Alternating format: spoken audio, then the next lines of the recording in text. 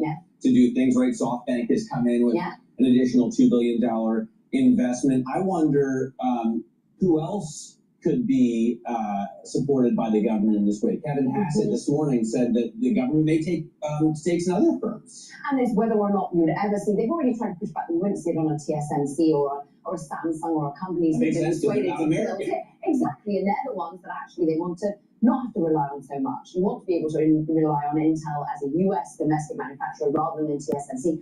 But what of Micron, what of other companies that have managed to show that they can innovate and they can spend their way to appease the government here in the United States to manufacture more? But who else and what other industry groups? I think this is wholly unprecedented. We are not in a time of war, we are not in a time of financial crisis, and yet still the national security impediment of global chip manufacturing and AI race makes it vindicated in some way with the US government. And I thought Bernstein put it well, though. Yes, they can use the money, but we also need customers. To the point that you're making, Caroline. Thank you so much for joining us. That is Bloomberg Tech co-host Caroline Hyde. Now, we're also going to get a number of retail earnings this week. They include Gap, Kohl's, Dollar General, Best Buy, and Dick's. Bloomberg consumer editor Emily Cohen joins us now. Emily, we heard from the giant last week, Walmart, who was able to keep prices low, but talked about tariffs increasing their prices every single week. If we get some of these smaller ones, are they going to be as resilient as we heard from Walmart? I think that's the key question here. I think we learned a few things last week. We learned that the big retailers that can afford to keep prices low, that can negotiate good deals with their suppliers, are doing so. Also, a lot of these stores imported a lot of these goods before the tariffs went into effect. So what they saw in the last quarter is consumers are resilient. Also, where there are deals, shoppers will follow. So those are the kinds of themes that we're looking for this week. Are these retailers passing along the cost of tariff yet, or is that still to come? And how are shoppers feeling? How are they doing? What are they gravitating towards? And those are the big questions. Right, because the outlooks we get now are going to be all about back to school. For a lot of these companies, that's huge, right? Best Buy, for example. And the question isn't, I think, only are they going to pass along costs in terms of raised prices, but are they going to be offering discounts? Who's going to discount the most into September? Yeah, and we heard from Walmart last week. They saw a strong back to school shopping season. Why? Probably because they have the best deals. So we'll be looking to see who else is touting those same wins or who else might have lost to other retailers. Aren't you excited? Yeah. Another week of sweet retail earnings. Emily Cohen runs our retail coverage for us here at Bloomberg News. Let's get a quick check on what's going on in terms of futures after rock and roll Friday. Really, we were up more than 1.5 on the S&P 500, almost 2% on the Dow Jones Industrial Average. We added like 900 points. Yeah, best day since May. On the Dow on Friday. Now futures are down a little bit. You can understand maybe a little bit of profit taking there. Also, maybe a bit of a reality check in terms of what's going on with the jobs market versus inflation. Yeah, but we were 0.1% away from all-time highs. Kind of a bummer not to get there today to see what. Well, you never know what happens throughout the day. That is true. We certainly could get a turnaround. This not helping, though. Coming up on the show, furniture stocks are plunging. The Trump administration investigating imports as part of its tariff regime. So we'll have that for you next. You're watching Bloomberg Open Interest.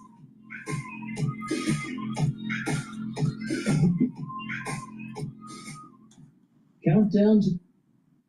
Hello, this is DrPaulCottrell. We are live streaming on Rumble, YouTube, and my website, the-studio-reykjavik.com. Also simulcasting on X Spaces if you would like to join the show live and ask questions or talk about your opinions on the particular news that I'm covering today. Please ask for the mic on X Spaces. So we are doing this live stream on August 25th. I'm going to republish this on all the different channels. I have 4 channels on YouTube, Brighteon, Bitchute, and Rumble for the ones that cannot follow on the live stream. Thank you for joining. I greatly appreciate it. Ask your social media to follow me. Share the links. I do all these videos for free. And if you like the content that I do and you'd like to support, purchase the products that I have on my store and or donate on my website, the-studio-reykjavik.com. You can donate through Stripe, PayPal, or buy me a coffee. You can also be a paid member to my Patreon channel. I do all these videos for free. I don't put stuff behind a paywall. So please help support the work that I do by donating and buying the products. For the ones that are international, I don't ship international. If you'd like to help support the work that I do, please share the links, ask your social media to follow me, and donate. I greatly appreciate your patronage. So please go to my store, the-studio-reykjavik.com, and get the great supplements that I take every day to slow down the aging process, increase longevity, improve the immune system, the cardiovascular system, the nervous system, lots of different systems. If you listen to what I do, you will be able to get healthy. But it's a holistic approach. It's about taking the proper supplementation and changing your lifestyle. If you do that, you will get healthy. So please go to my store, the-studio-reykjavik.com. And let's talk about the foundation of the protocol. Getting a good multivitamin and taking a good probiotic is super important. So please go to my store, the-studio-reykjavik.com, and get the complete multivitamin. This multivitamin will have the multivitamins that you need for cofactors for enzymatic activity so your cells will perform properly. It has a comprehensive profile, multivitamin profile for your body to build off of for this anti-aging protocol. Now remember, some people would say, well, I just have to take a multivitamin, I'll be fine. Because I don't have any vitamin deficiencies or whatever. That's not the point that I'm taking here. The point is anti-aging, slowing down the aging process. And to do that, you need to take higher doses of vitamins, and you have to take certain stacks to be able to bring down inflammation, bring down free radicals, improve the different systems. So it's about anti-aging. It's not about reaching proper concentrational levels of multivitamins. That's not what this is all about. So if you think that it's all about just taking a multivitamin and you're going to be fine, you're wrong. You're absolutely 100% wrong. It's about stacking the proper way to slow down the aging process. All right, and this is where allopathic medicine gets it wrong. So please go to my store, the-studio-reykjavik.com, and get the complete multivitamin. This is a great foundational piece for your stack. So get the complete multivitamin, take it every day. And also I have probiotics. I have it in a powder form and also in the veggie cap form. Take the probiotic every day. It's a great stack for the foundation, and then you build off of that. Now, with the probiotic, it's going to help your gut biome. The gut biome, by improving it, will allow you to have better metabolism. You're going to have a better communication between your gut and your liver. Your liver is a major detox organ. It also helps to process glucose, helps to process cholesterol. So it's very important to have a healthy liver and a communication between your gut and your liver. Also, your gut communicates better by taking a probiotic with your brain. You'll sleep better, and by sleeping better, you're going to be detoxifying your central nervous system and consolidating memory. So your memory will improve by having a better gut.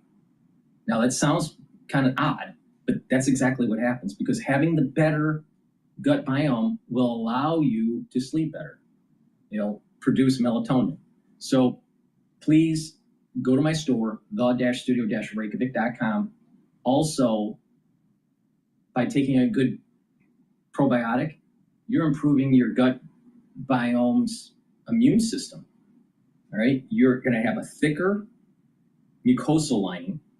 You're going to have a higher concentration of IgA, which is a type of antibody, and that's very important for gut health. So your immune system is going to improve. You're going to reduce the chances of leaky gut syndrome.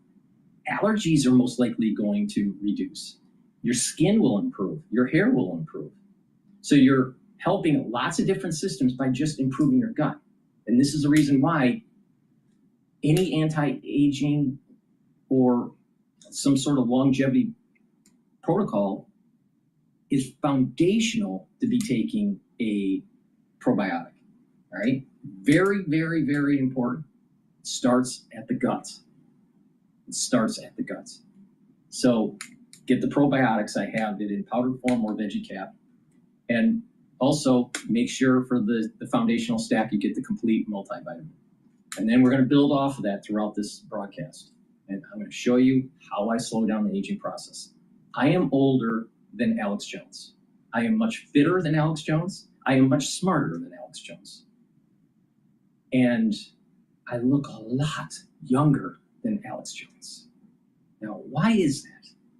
If you follow my protocol, you will get healthy and you're going to notice that you're going to slow down the aging process. It's that simple. Please go to my store, the-studio-reykjavik.com. Use discount 5 and you get $5 off any order. If you spend $100 or more, you get a free gift until supplies last. Extract from this industry? I don't know the answer to that. I think your guess is as good as mine. We know there's a 20% tariff on Vietnam. China's higher. So, for this to be alarming, it probably needs to go above that 20% threshold because we're already there in most countries, but we haven't heard any numbers just yet. So we don't know what it will be yet, and consumers are probably seeing this and also unsure. What kind of pull forward effect could we have then? I think there will be some pull forward. I think there has been pull forward all year, quite honestly, which is why retail sales, to some extent, have held up so strong through the first half of the year. That said, there are deals. Like, when I go onto Wayfair right now, the Labor Day deals, they're pretty aggressive. So for an industry that's worried about prices going up on furniture, they're still offering quite significant deals to get the consumer to shop. And we do think the consumer has an appetite to still shop right now. All right, Brian, thank you so much for joining us this morning. Bloomberg Intelligence's Luman Goyle on Wayfair stock sinking. One stock that's rallying in the pre-market is Intel. This just out from President Trump on Truth Social saying, I paid zero. And this is another thing that people need to pay attention to. When tariff costs start to titrate into the consumer price, instead of just the PPI, the CPI, it moves into the CPI numbers. Retailers are going to be at a fork in the road. If the buyers balk and they don't buy and they just leave, then the retailers are going to have to lower their prices. So you're going to see, especially during the holiday season, major discounts because the retailers are afraid. So they're going to mark it up and then they're going to mark it down.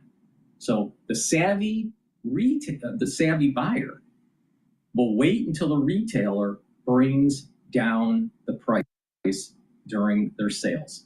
Now, if you look at major outfits like Macy's, Bloomingdale's, Brooks Brothers, they're doing 35-40% discounts already. And we're not even in to the holiday season shopping. Retailers are worried. So if you buy on sale, then not only are you offsetting any tariffs, you're getting you're getting even a better deal on top of it. Because obviously tariffs aren't going to be 40% increase of the price of the good. That's not going to happen. All right. For example, a very expensive item like a laptop, pre-tariff may have gone for $1,500. Post-tariff is going to go to about $1,625. So obviously that's, not a big increase. All right. But it is an increase. Now clothing, it's not going to go up 40%. So you're going to get a better deal by just waiting it out and let the retailer sweat and worry. All right, let's go to MSNBC. I want to hear about their take on the Bolton issue with the FBI raid.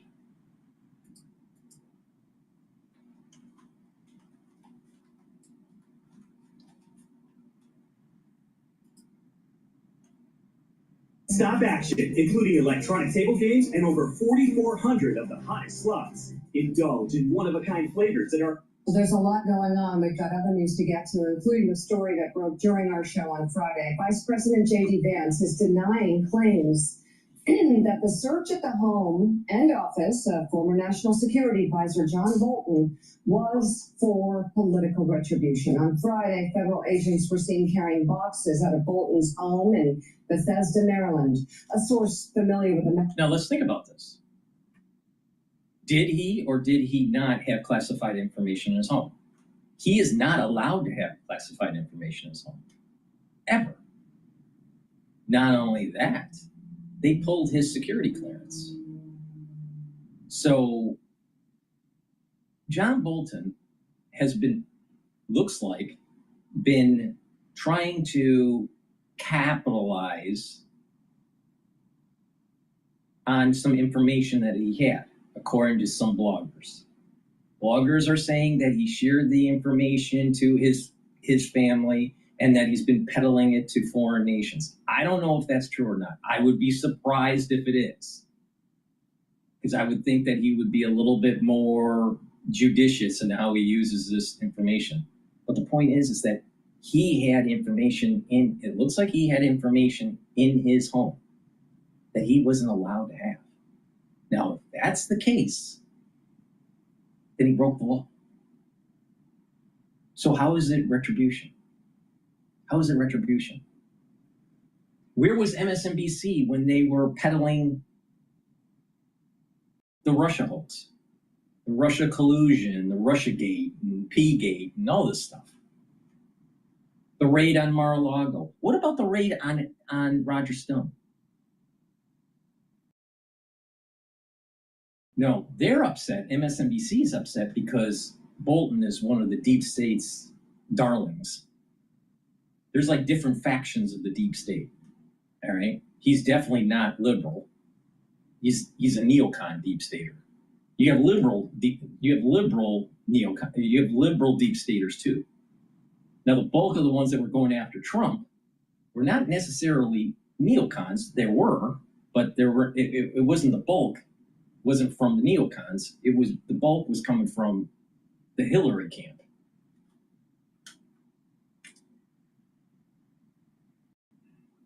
So how's that retribution? And so there's creating this narrative. Oh, it's retribution against Bolton. But then they go after McCabe or go after Shifty Shift or whoever that's tied to the Russia collusion hoax. Oh, it must be retribution. What about the actual FBI doing their job and holding people accountable for actually a coup that took place?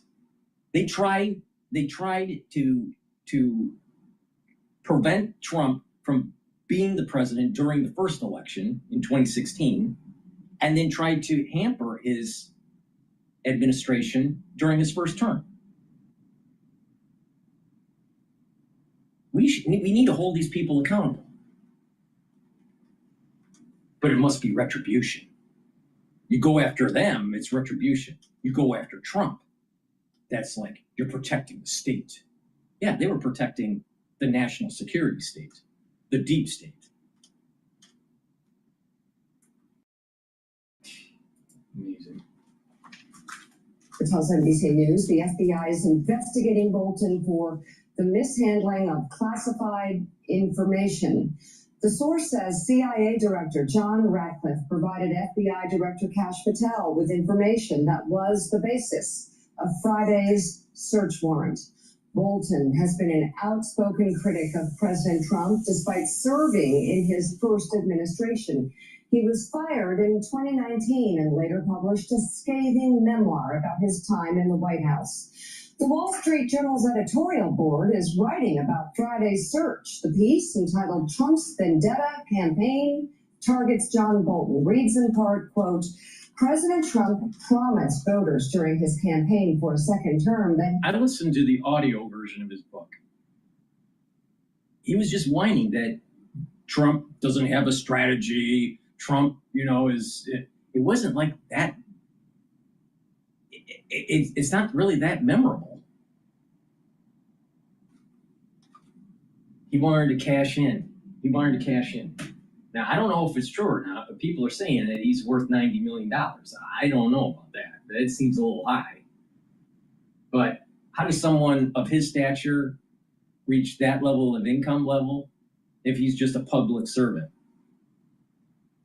It sounds like he was making some money on the side in the international arena, and that may have been the problem that's going on here. He had bigger things on his mind than retribution against opponents. But it is increasingly clear that vengeance is a large part, maybe the largest part, of how he will define success in his second. What's wrong with going after people that broke the law? See, the thing is the national security state, the deep state, these people that we're going to be seeing on the mainstream news, they broke the law, but they thought that the government was going to protect them because they never thought that Trump would ever get back in. And they were so worried that most likely they tried to assassinate him. His revenge campaign took an ominous turn Friday as the FBI agents raided the home and office of Mr. Trump's first-term National Security Advisor, John Bolton. It's hard to see the raid as anything other than vindictive. Mr. Bolton fell out of Mr. Trump's favor in the first term and then wrote a book about his experience in the White House while Mr. Trump was still president. Let me get this straight. It's the Wall Street Journal, which sounds like now the New York Times. But it must be vengeance. It must have been vengeance. Now let's think about this. Let's step back a bit. What if they hate Trump so much right now, not because he is vengeful, but because he's trying to de-escalate Ukraine's war, the war with Russia, the Russian-Ukraine war, however you want to phrase it. Isn't it odd that right when we got out of Afghanistan, Ukraine starts having a problem? Now, there are people out there that have been watching this over multiple years. And they are saying, some of these people that are tied to the financial markets, they are saying that the UK, the United Kingdom, is pushing for some sort of an event that's going to take place in the Balkans if the Ukrainian war dies down. All right, now write this down. It's August 25th. If the Ukrainian war dies down and there's some sort of peace agreement, the UK is going to start poking the bear to have military rumblings and conflict in the Balkans. Why? Because they need to have, for two reasons. One, to constantly have a war footing against Russia. Two, it's the military-industrial complex. And they need the spending to be taking place, right? Now, what's happening in the UK right now? Bond yields are going up, unemployment. It's getting so bad that the Bank of England has to lower rates. They're in trouble, and they need to have conflict to divert attention of their population to something bigger than their own economy. And then they just reinflate, give them a reason to reinflate. So give a reason for the central banks around the world to have to inflate for a war effort, right? It's not by accident that Ukraine flared up right after we got out of Afghanistan. All right? So it's important to pay attention to this. So write it down, August 25th, 2025. If Ukraine has a ceasefire / peace agreement with Russia, UK is going to start creating conflict in the Balkans. Now, this is tying in. So why do I say this? Wall Street Journal. Wall Street Journal, what is that? That's the US version of the Financial Times. So you need to start listening, you need to start reading the Financial Times and what they're printing. All right? Now, so the financial markets are involved in, oh, there is this retribution, against the deep staters by the Trump administration. The Trump administration is going after the deep staters because, Trump thinks that they were going after him during his first term election and during his first term, which is true. I mean, they did. I mean, that's obvious. They did all this lawfare, right? So Trump's not doing anything wrong, but they're going to frame it that he's going after these people.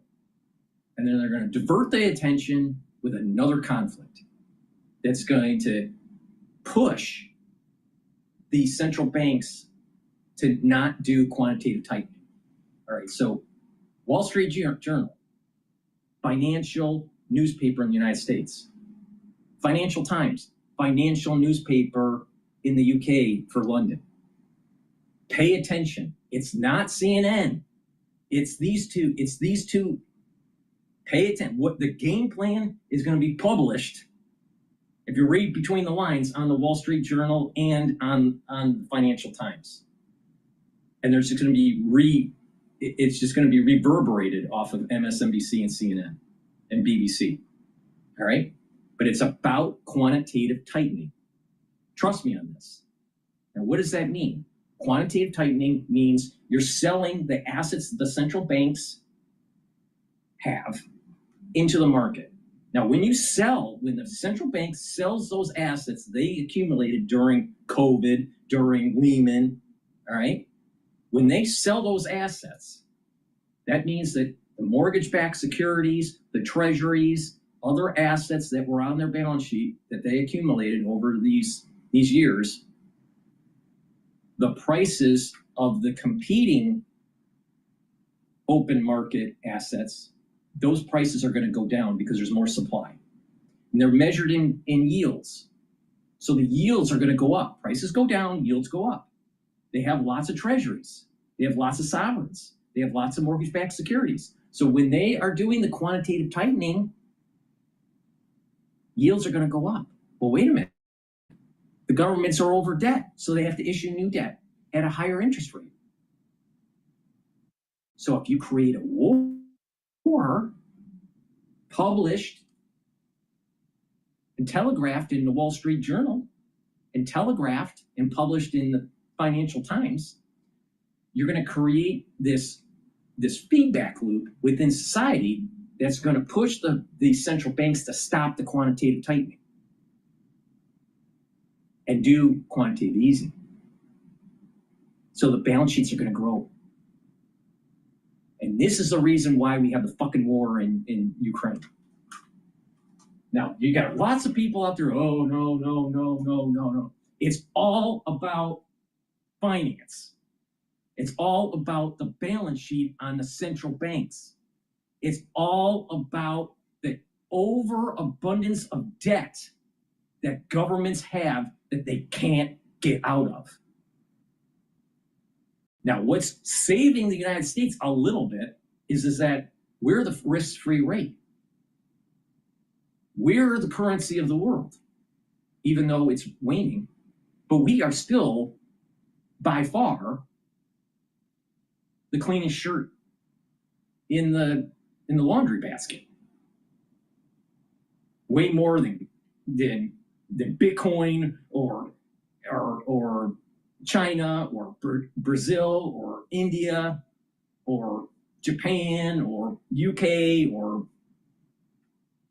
the EU. Nobody has the currency hegemonic power through this whole petrodollar. But you got to pay attention here. So why is the whole central bank balance sheet tied to Bolton? It's tied indirectly. What they're trying to do is demonize Trump because Trump is actually trying to de-escalate war. But yet, war is the mechanism to prevent the central bank from doing its quantitative tightening.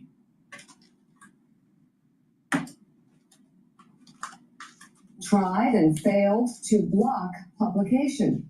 The president then claimed Mr. Bolton had exposed classified information, though the book had gone through an extensive pre-publication scrub at the White House for classified material. Whether Mr. Trump ordered the FBI probe or not doesn't matter. Mr. Patel knows what the president thinks about Mr. Bolton. And the president's minions in Trump 2 don't serve as a check on his worst impulses the way grown-ups did in the first term. The presidential id is now unchained. Mr. Trump made clear that he was out for blood. So according to the Wall Street Journal, who were the grown-ups in the room? All the deep staters that got fired when they weren't actually doing what the president wanted. And oh, guess what? If you're a cabinet member, you're supposed to do what the president wants. That's your job. You give him your opinion. You give them you give them options, and he or she makes the decision, not the cabinet member. And the problem that Trump had during his first term is he surrounded himself with a bunch of deep staters because he was naive. Bolton, when he pulled the former advisor's protective detail after his re-election. Mr. Bolton is widely known as a defense hawk, and in 2022, the Justice Department charged an Iranian national, it said, planned to murder him. Mr. Bolton has had to pay for his own personal security, though he had served at the behest of the president. This is the kind of gratuitous viciousness that has increasingly defined Mr. Trump's return to office. Mr. Bolton has continued to speak Let me get this straight. About Mr. So the deep state didn't have gratuitous viciousness during the lawfare while he was running for president of the United States?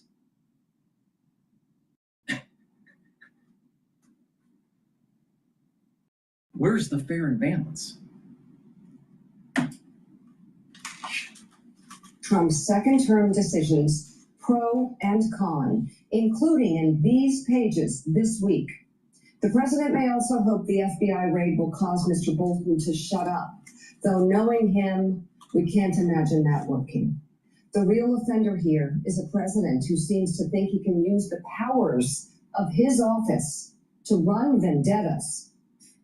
We said this was one of the risks of a second Trump term, and it's turning out to be worse than we imagined. That's the Wall Street Journal.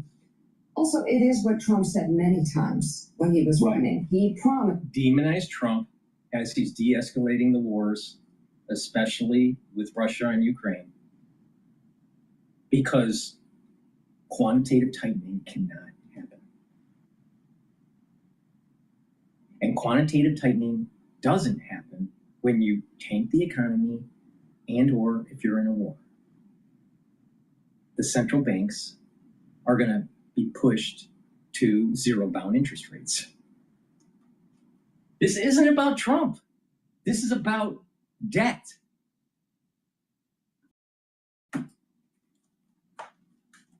Retribution. This is what he campaigned on, and everybody heard him say it. Everybody heard him say it, and many still voted for him. Well, and of course, those who were saying it were mocked and ridiculed. These two are poster children of stupidity. Joe, Morning Joe, banging Mika Brzezinski. And now, wait a minute. Brzezinski, that sounds familiar. Oh, that's right. Her father was actually the national security advisor to Carter, one of the worst presidents that we ever had, besides Biden. And what did Brzezinski say? Put pressure on Russia and break it apart into 3 regions. Now do you understand? This has nothing to do with Trump, and it has everything to do with breaking apart countries, getting their resources, and preventing the central bank from doing quantitative tightening.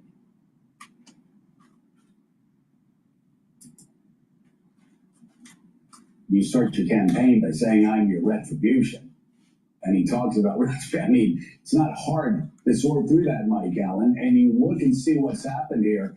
I mean, a lot of people who during the campaign were brushing this off are now very concerned by what's going on. The Wolves, you know, and you look at this weekend, it has been especially challenging for conservatives who tried to justify their vote for Donald Trump last November. When you look at John Bolton, you see the Wall Street. Now, I think that there's also, I think there's been some more military activity in Ukraine. It seems as though there was some more destruction that took place over the weekend. I'm not sure. I wasn't following that. Maybe we'll listen in on the live now after this. Our editorial page is saying here, Rupert Murdoch owned the Wall Street Journal. You look at what happened with the socialization of Intel, the government nationalizing 10% of Intel. You have the National Review and Eric Erickson and other conservatives coming out talking about, again, just how dangerous and how precedent-setting this is. It has been quite a weekend. Things have seemed to accelerate exponentially. No, Joe, that's a great point. And we forget in the day-to-day coverage these tectonic changes, starting first with Bolton. I talk to people in MAGA world, and these are not like Paul Ryan Republicans. These are Donald Trump Republicans who said that raid, which unfolded live on your air on Friday, made them uncomfortable, that this seemed like, even for President Trump, this seemed like new territory. Now, important to note that we don't yet know the reason for that search. We have not seen the documents that were behind it. Axios Mark Caputo has reporting that part of what they are looking for here had to do with the sharing of classified information. And so there may be more to this than we know. There's reporting out there that it goes beyond the book, so we just don't know. But I can tell you that even MAGA Republicans uncomfortable about it. Second, the command econ. What about the neocon Lindsey Graham being held accountable for him pushing the Russiagate hoax at the very beginning? Because he was always anti-Russia until it was proven that, you know what, it was actually a big conspiracy. And then all of a sudden he realized that he had to switch his tact and move towards the Trump camp. But Lindsey Graham at the very beginning pushed it. Now, what's about Lindsey Graham? What's common about Lindsey Graham? He loves war. Now, why? Well, he's a neocon. But isn't there a little bit more? There's more to it. It's about the military-industrial complex and how it's involved in the banking industry and how they can't do quantitative tightening. Lindsey Graham's a part of the fucking problem. But he's on the side, quote, Trump now. I'll tell you, Trump is swimming with sharks, man. In his own party. The involvement of the American government in business, such a change, and it's the deal-making mindset of the president. And we've seen this time and again. We saw this in the U.S. getting a cut of NVIDIA chips that are sold in China. We see the golden share that the U.S. has that gives control as part of the steel deal. And then we see here 10% of Intel. Such a change. We talk again and again about how the Republican Party has changed, and we talk about Russia, we talk about trade. Talk about the deficit. This is a huge one. Well, this is a huge one, and this is what started in Great Britain after World. FDR was doing this when he was moving towards a war effort. Why do you think we need to move manufacturing to the United States? One, to improve our economic clustering. And by improving our economic clustering, our GDP will go up. So our debt to GDP ratio will go down. That's one. by doing things, you're innovating. When you don't do things, you don't innovate. It's really simple.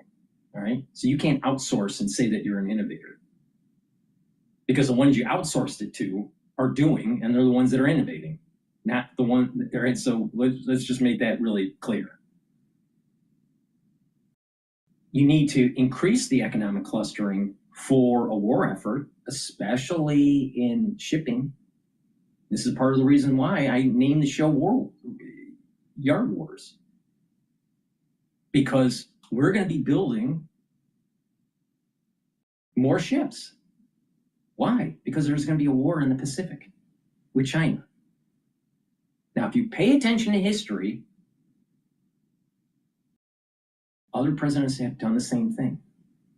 We are galvanizing our industry slowly but surely towards a war effort. Now, why is it taking longer to do this compared to World War II? It's taking longer because the amount of investment and the amount of time to build the fabs, to build the manufacturing capacity, to build the economic clustering it takes more time and it involves more people than we had back in World War II. So this is the reason why. We are moving towards a war effort. Or two, where they started nationalizing companies. That ended a disaster. It wasn't until Margaret Thatcher in 1979 that the economic rot that had taken over Great Britain over 3 decades finally got reversed. Sam Stein, I want to go back there to John Bolton. And in the case of John Bolton, you had that happening on Friday. And then yesterday, you had the president threatening Chris Christie, I guess because he didn't like what Chris Christie said in an interview on ABC yesterday. And so here we go. For those saying, now think about it. Chris Christie was part of the deep state. He got pissed off that he wasn't allowed to come back into the administration.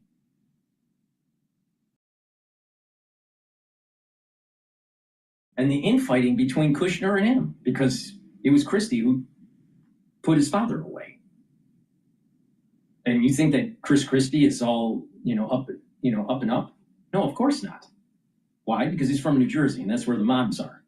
And second, you know what? He was the poster child. He was another poster child for people to demonize Trump to try to prevent him from winning an election. Literally, Trump is one of the best presidents that the United States has ever had. And I'm not just saying that because I voted for him. You just look at the history. Not only that, he has a soul root that is tied to many different, very prominent presidents. Washington, JFK, Reagan. There's a similarity about him, right? But he's a composite. He has different elements of these people. He's the right man for the job at this time. Would he have been the right man for the job in the Civil War or during the Revolution or let's say in the 1970s or what? No, probably not. Would he be the right man for the job in 2035? Probably not. But he's the right guy now. And that's the key. See, if you take a president and put them in a different era, most likely they wouldn't have been a good president. It's the time and the circumstances and their personality and experience that makes them a good president of the time. Christie was trying to prevent him from coming in. He was part of that deep state takedown. Really? Because he's threatening Chris Christie now because he doesn't like what Chris says on this week. And you just sit and wonder that the people that are sitting in the administration right now. People don't understand. People don't understand. The real issue is quantitative tightening. This is a sideshow. But if we focus on the sideshow, the important element of the sideshow is Trump is a wolf. And he was being hunted, and now he's hunting. Now, you can call that retribution or whatever, but if these people did something wrong, then it is the obligation of the president to take them down. They thought that he did something wrong by, this fake dossier. All right, go after the people that pushed the fake dossier. Go after the FBI. Go after the CIA. Go after the politicians that were promulgating this horse shit. You wonder, perhaps, as they were doing the quantitative tightening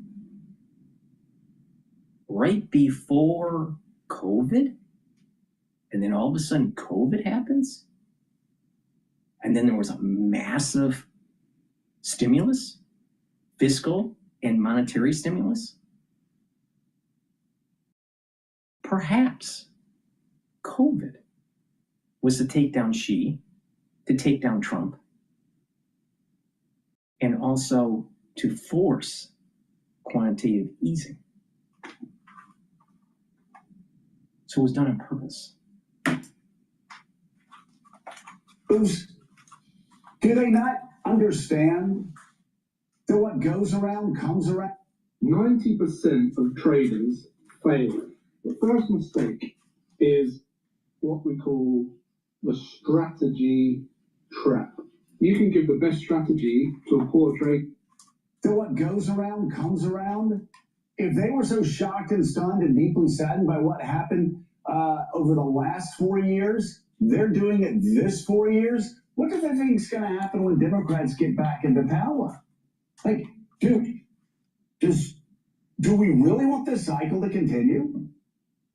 Well, do they think Democrats will get back into power? I mean, that's the question, right? That's what Bill Maher was talking about. Democrats, let me just assure everybody right now, they will get back into power. Independents will get back into power. And people that are doing this. Morning, Joe. Morning, Joe. Good morning. Get your coffee. Dr. Paul Cottrell is never wrong. All right? The Democratic Party are a bunch of mobsters. The Democratic Party will lie, cheat, and steal to get power. They're doing that on the census. So if they're going to do that on the census every 10 years, don't you think that they do some other nefarious things that are a lot worse behind the scenes? Of course they do. That we're going to go back to normalcy if the Democratic Party comes in? Yeah, right. It's going to get worse. So Trump needs to hold these people accountable. And if they did something wrong, if they did something illegal, they need to go through the judicial process. Look at the lawfare that took place the last 4 years against Trump. And it was all trumped up bullshit. And guess what? It was even the judges that were sitting for the case were against Trump, coming up with, strange rules for the jury and outrageous fees and punishment that had to be appealed, and eventually Trump wins. You see, there wasn't lawfare against Trump. There was a coordinated takedown of Trump by the deep state. So the FBI should follow where the facts are and go after them. Let's listen into the DC attorney, Janine.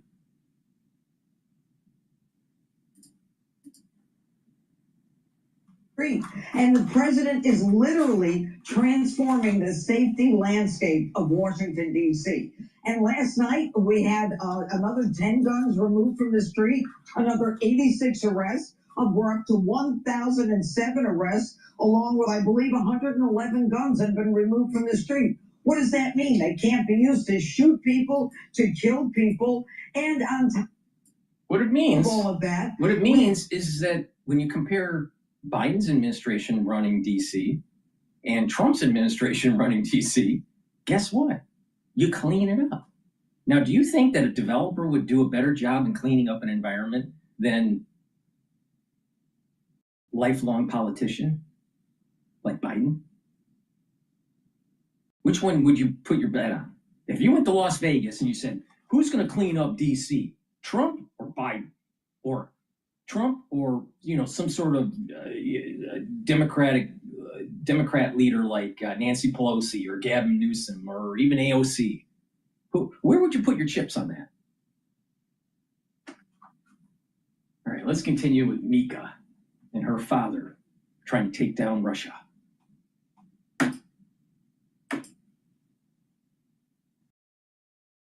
Now we'll leave office with a cloud overhead, wondering what happens next. Now let's stop this madness. Well, I mean, all this stuff ties together. You can even tie in the redistricting efforts done in Texas, right? This is all power play stuff.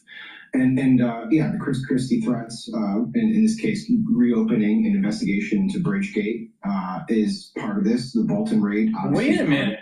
If you read Kushner's book, all right, Jared Kushner's book, memoir, when he was in the White House, he has a chapter about Christie and the problems that they were having. And if you dive into what Christie was doing, Christie actually played hardball when he was a district attorney. All right, to get notoriety so he can have a political career. So Christie is a person that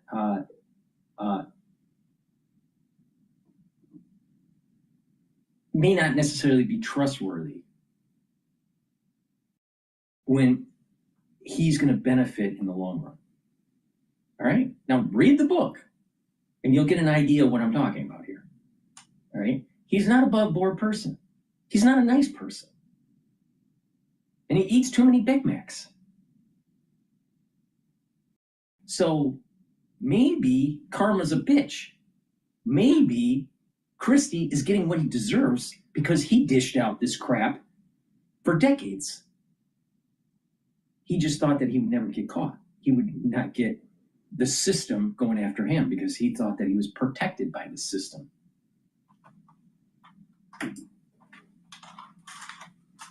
Even the Intel story, I mean, he went from threatening the company CEO to saying he's a great guy because he gave him 10% share. And then another story over the weekend involving Westmore, saying, look, we might withhold the money that was passed, congressional authorized money passed for the Francis Scott Key Bridge reconstruction, because Westmore had the audacity to tell the president, hey, come to Maryland and walk the streets with me so I can show you that the progress we're making with respect to crime.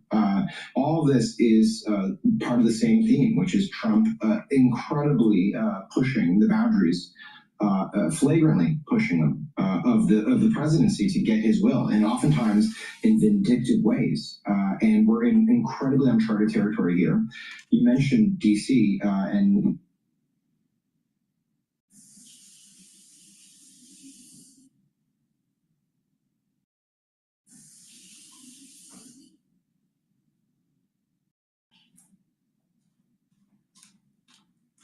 why did it stop? It's a bleak moment for us in the nation's capital, but it could be even bleaker if we start sending the U.S. military into Chicago, because at least with the nation's capital, there is D.C. home rule. So there is some veneer of legality here for at least 30 days. But the next steps would get into uncharted territory. And Sam mentioned Maryland Governor Westmore. We'll have him on Morning Joe later this morning. And he's right. The idea of just rewriting history, we're seeing at the Smithsonian, distorting statistics like at BLS, and now claiming that crime stats are false. Wait, the Smithsonian was pushing a woke agenda. Secondly, and also being apologetic for American history in some cases. So it's being affected by the whole DEI woke movement. That's for sure.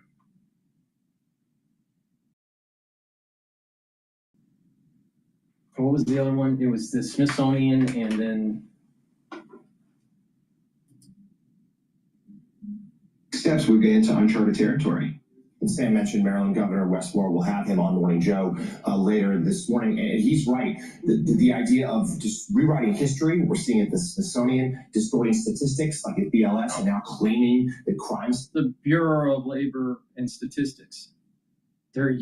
experts are saying they're using econometric models and sampling methods that are decades old. One, the models need to be reparameterized, and two, the method of collecting the data is faulty.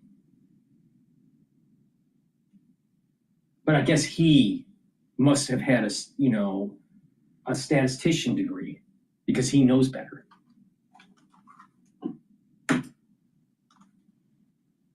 Fudge. This raid on Ambassador Bolton's home is deeply dangerous, and it comes much like the threats with Chris Christie. It comes after. Did they do anything wrong? Did they do anything wrong? If Bolton didn't do anything wrong, he has nothing to worry about. Now you got to remember, they were saying the same thing. As long as Trump didn't do anything wrong, he doesn't have anything to worry about. And it ended up that he didn't do anything wrong. Trump's using the same system that went after him to go after these people. But here's the kicker. They were using the system to go after Trump to try to prevent him from winning the election. And it didn't work because he's Teflon Don. All right. But these deep staters, because of the smoke and mirrors that they've been doing for the last 8 years, guess what? They did do something wrong, and they're going to get caught. President Trump was very critical of Bolton just last week. Bolton was out there criticizing the Alaska summit with Vladimir Putin. Trump hit back on Truth Social repeatedly, and whether an order was given from the White House or not, it's out there. Yeah. Yes, he's not happy with Bolton. It's easy for federal officials to take their cues from that, and then on Friday, we see this raid. Well, that's what the Wall Street Journal editorial page said, Nick. It said they knew what the president wanted, and so they did it. It certainly matches the pattern of his promises. Anything that is being published in the Wall Street Journal and the Financial Times, even if it's political, always think in the context of quantitative easing or quantitative tightening. And that will pull the veneer away and allow you to see what's really going on with the Wizard of Oz. All right. The markets are open in New York. The S&P 500 is trading at 6,455. You can see the dashboard on the live stream on my website or on YouTube. VIX is trading at 14.71. Euro is trading at 1.169. Oil is trading at 64.55 a barrel. BITO is trading at 20.175. Japanese yen is trading at 147. Because of the VIX is lower, because the Federal Reserve is telegraphing a rate cut, most likely in September or October, and Japanese yen is above 145. These are all equity positive, but the equity are still having a problem with the 6,500 resistance level. Now, we have a resistance level at 6,500, a support level at 6,250, and another support level at about 6,070. So pay attention to that. If the market does drop, it's time to buy. But it's going to take a little bit of time before it surges past that 6,500 mark. It's going to consolidate. And then as we get closer and closer to the Fed rate cut, boom, it's going to pop. All right, so, and then in theory, what will happen, as they lower rates, it should lower the yield curve. So you should see the belly of the curve go down. It's trading at 4.26, I think, for the 10-year. The 10-year is trading at 4.28. When it starts to go down, it might be trading at 4.1, maybe 4. Going into next year, it might trade a little bit below 4. Now, the question will be, what will happen with the dollar? Now, one part of the thinking is that the dollar is going to weaken. Why? Because there is a lowering of the rate, which is somewhat inflationary to some degree. They're putting more money into the system to help employment. Well, one can make the argument that should be weakening the dollar. The problem is that other regions of the world are not doing as well.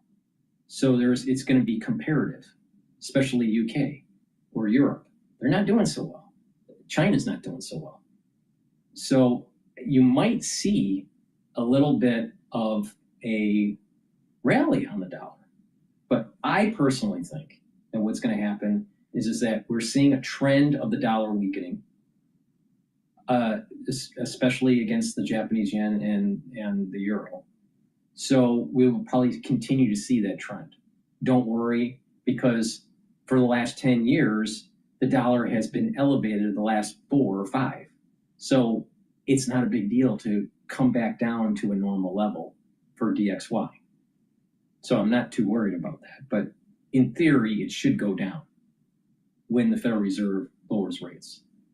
Now, if there's something happening in Europe or the UK, there may be a flight to safety and the bidding up of the dollar. So it's not just a one variable situation. You have to understand some of these other variables. Natural gas is trading at 2.688. So let's talk about, we talked about the resistance levels and the support levels of the S&P 500. Now let's talk about the resistance levels and the support levels for Bitcoin. Bitcoin is trading at 111,000.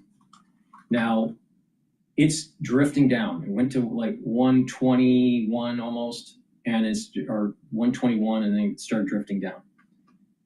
BITO is longing Bitcoin. So if Bitcoin goes up, BITO goes up. Now, BITO is trading at 20.22. So the resistance level, 2149, and support level at 20. Now, for Bitcoin, the question is, will Bitcoin break 110? It might, and start settling down at maybe 108. But I suspect that when there's a big rally and we get past the 6,500 resistance level on the S&P 500, Bitcoin's going to rally. And so volatility will start to spike for Bitcoin. So there's this, we're waiting for that big equity move upward. Now, oil is trading at 64.61. It seems to be range bound between 60 and 65. So it's getting close to that resistance level of 65 and then a support level at 60. So it may be getting close to start shorting oil. And BOIL is a ETF longing natural gas. Now, natural gas is trading at 2.696. Now, natural gas 3-4 weeks ago was trading in the 3 handle, 3.2, 3.3, 3.4 range. It dropped precipitously and broke the 2.8 support level. So now what we have is a resistance level at 2.814 and a support level at 2.5. If natural gas starts to drift lower, BOIL will continue to drift lower. If natural gas starts to go up, BOIL will start to go up. Now, BOIL is trading at 26.97. So 26.97. So we have now a resistance level .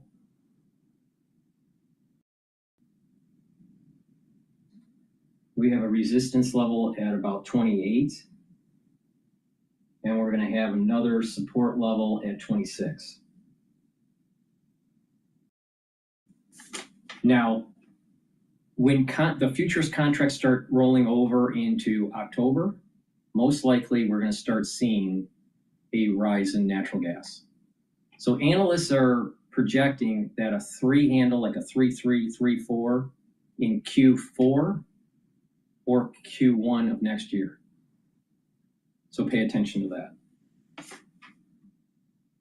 And then TYD. TYD is an ETF that is the belly of the curve for treasuries from the 7 to 10-year maturity. Now, it's based on price. So if the price of the bond goes up, the yields go down. So if the Federal Reserve affects the curve and the yields are going to start going down for the 10-year, then TYD should appreciate. TYD is trading at 25.26.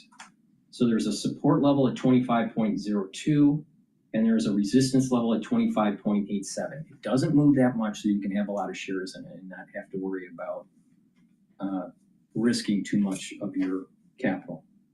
So with that, that's my overall take on where the resistance levels and support levels are for different assets. Let's listen to Bloomberg. This is like Whirlpool is another one of these companies who has really big domestic supply. They say that tariffs eventually will benefit the company in the long run. So I guess we can see kind of how RH plays this just in terms of like the PR front and all of these companies, what they're going to say in their next earnings statements over here in the next couple of months. So yeah, still kind of a moving story at the moment. But yeah, RH and the furniture makers struggling this morning. That's why we got all our furniture from North Carolina. I know. I lived down in North Carolina. Big furniture capital. Well, Trump said that he mentioned North Carolina in his announcement that he wants furnitures to be made in North Carolina once again. So Most of it was. Anyway, why not? All right, one more. we have Barron Systems shares are down around 1% at the open here, but they were surging this morning after private equity firm Thoma Bravo said that they will be buying the company for $1.23 billion. And that price represents about an 18% premium prior to the announcement. I want to go to Times Radio. They're talking about China and their security fears. But before we do that, please go to my store, the-studio-reykjavik.com. Get the Max 35. It's 35 parts per million, or Cleanse, which is 30 parts per million. This will help to boost up your immune system. It's also the second pillar. It's the first pillar. The first pillar of my protocol. So you have that foundation of the multivitamin, the probiotic, and then the different pillars. The first pillar is taking Max 35, Max 14, or Cleanse. Take a teaspoon a day, every day, swish in your mouth, gargle, 20 seconds, 30 seconds, and swallow. What this is going to do is just improve your oral cavity and your oral pharynx, help with the health of the epithelial lining, improve your mucosal barrier, and boost up that immune system. Take it every day. I've been doing this protocol with the first pillar for over 5 years, every day. Take a teaspoon a day. If you're not feeling well, or you're around people that are not feeling well, take a tablespoon or two a day. But make sure you do this every day. It's really important, very high quality, and it'll boost up that immune system. By boosting up the immune system and improving your oral pharynx and your oral cavity, you're helping your body to weather the different seasons. And if you stay healthy throughout the year, you don't have to have your body remodel after a cold. If you get a minor cold, it takes 2 weeks to 3 weeks to remodel the tissue. If you have something more severe, it takes a month or a month and a half, sometimes even longer, depending on how problematic it was for you. Now, if you're doing that once a year or twice a year or 3 times a year, then your body has to constantly remodel and heal. And this is the reason why that people get colds regularly. They age faster. Please go to my store, the-studio-reykjavik.com, and use discount 5. You get $5 off any order. If you spend $100 or more on any order, you get a free gift until supplies last. Please go to my store and get the structural nano silver soaps. Very high quality soaps. You can get it in charcoal tea tree or lemongrass. You can also get it in peppermint and in lavender. Very high quality.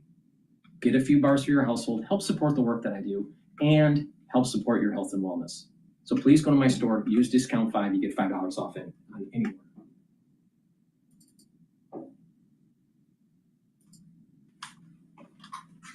Aspects alone is not going to be sufficient.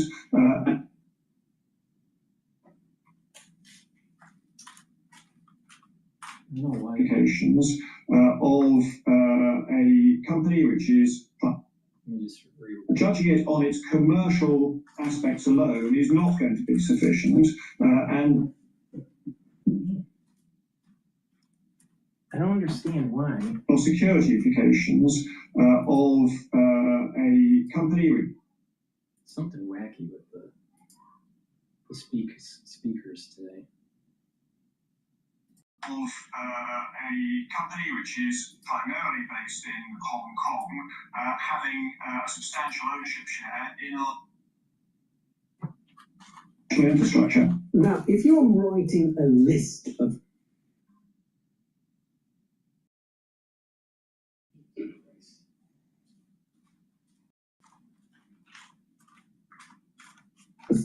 the bad vibes is their potential sale to a Chinese-controlled company.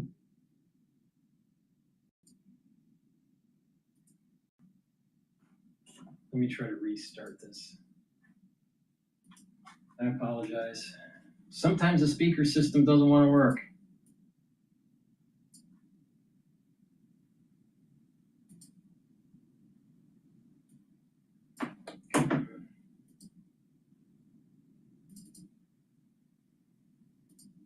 To a Chinese-controlled company, the infrastructure firm CKI.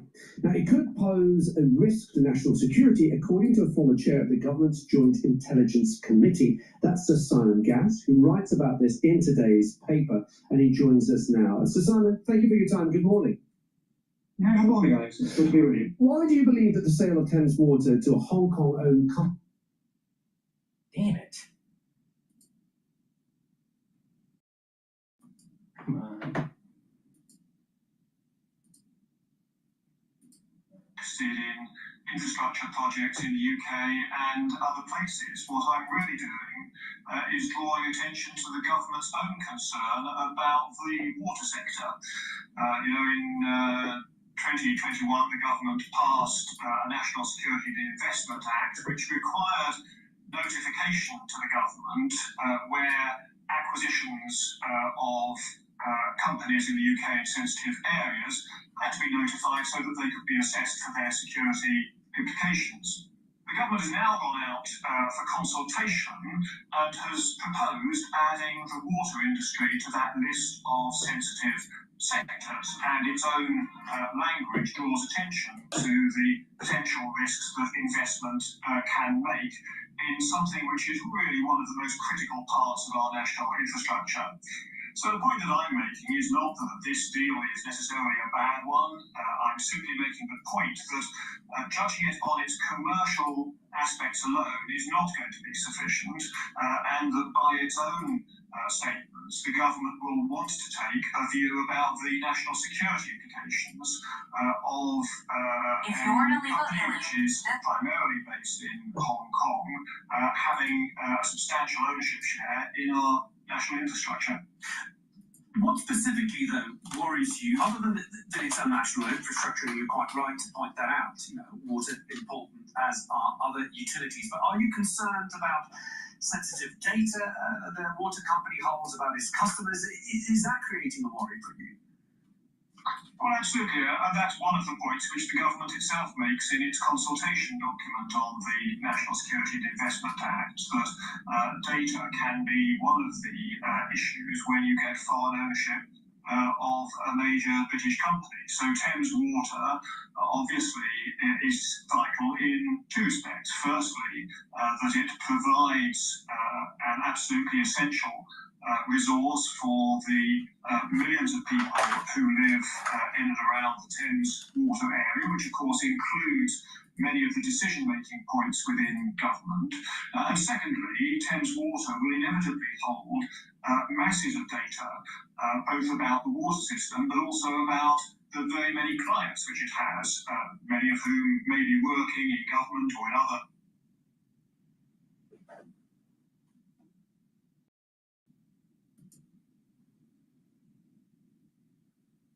Will, I think, need to look at this from a national security viewpoint and satisfy itself, if this bid materialises, that... It's driving me nuts.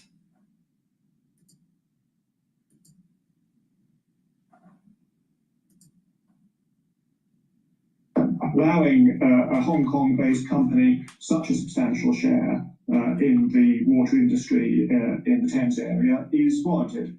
But so Simon, when it comes to sensitive data about UK customers, has that horse bolted already? When we look at social media companies already owned by Chinese companies, TikTok, for example. I mean, I've seen the amount of information that users of TikTok agree to share with the parent company. And I mean, they're jaw-dropping. It's essentially, you're sharing so much of your personal data, your personal information, just to be on social media. Isn't that a bit more worrying than a Chinese company getting hold of Thames water? Data is a hugely valuable commodity, as you rightly point out, Alexis, and there are many ways in which people allow their data to go online.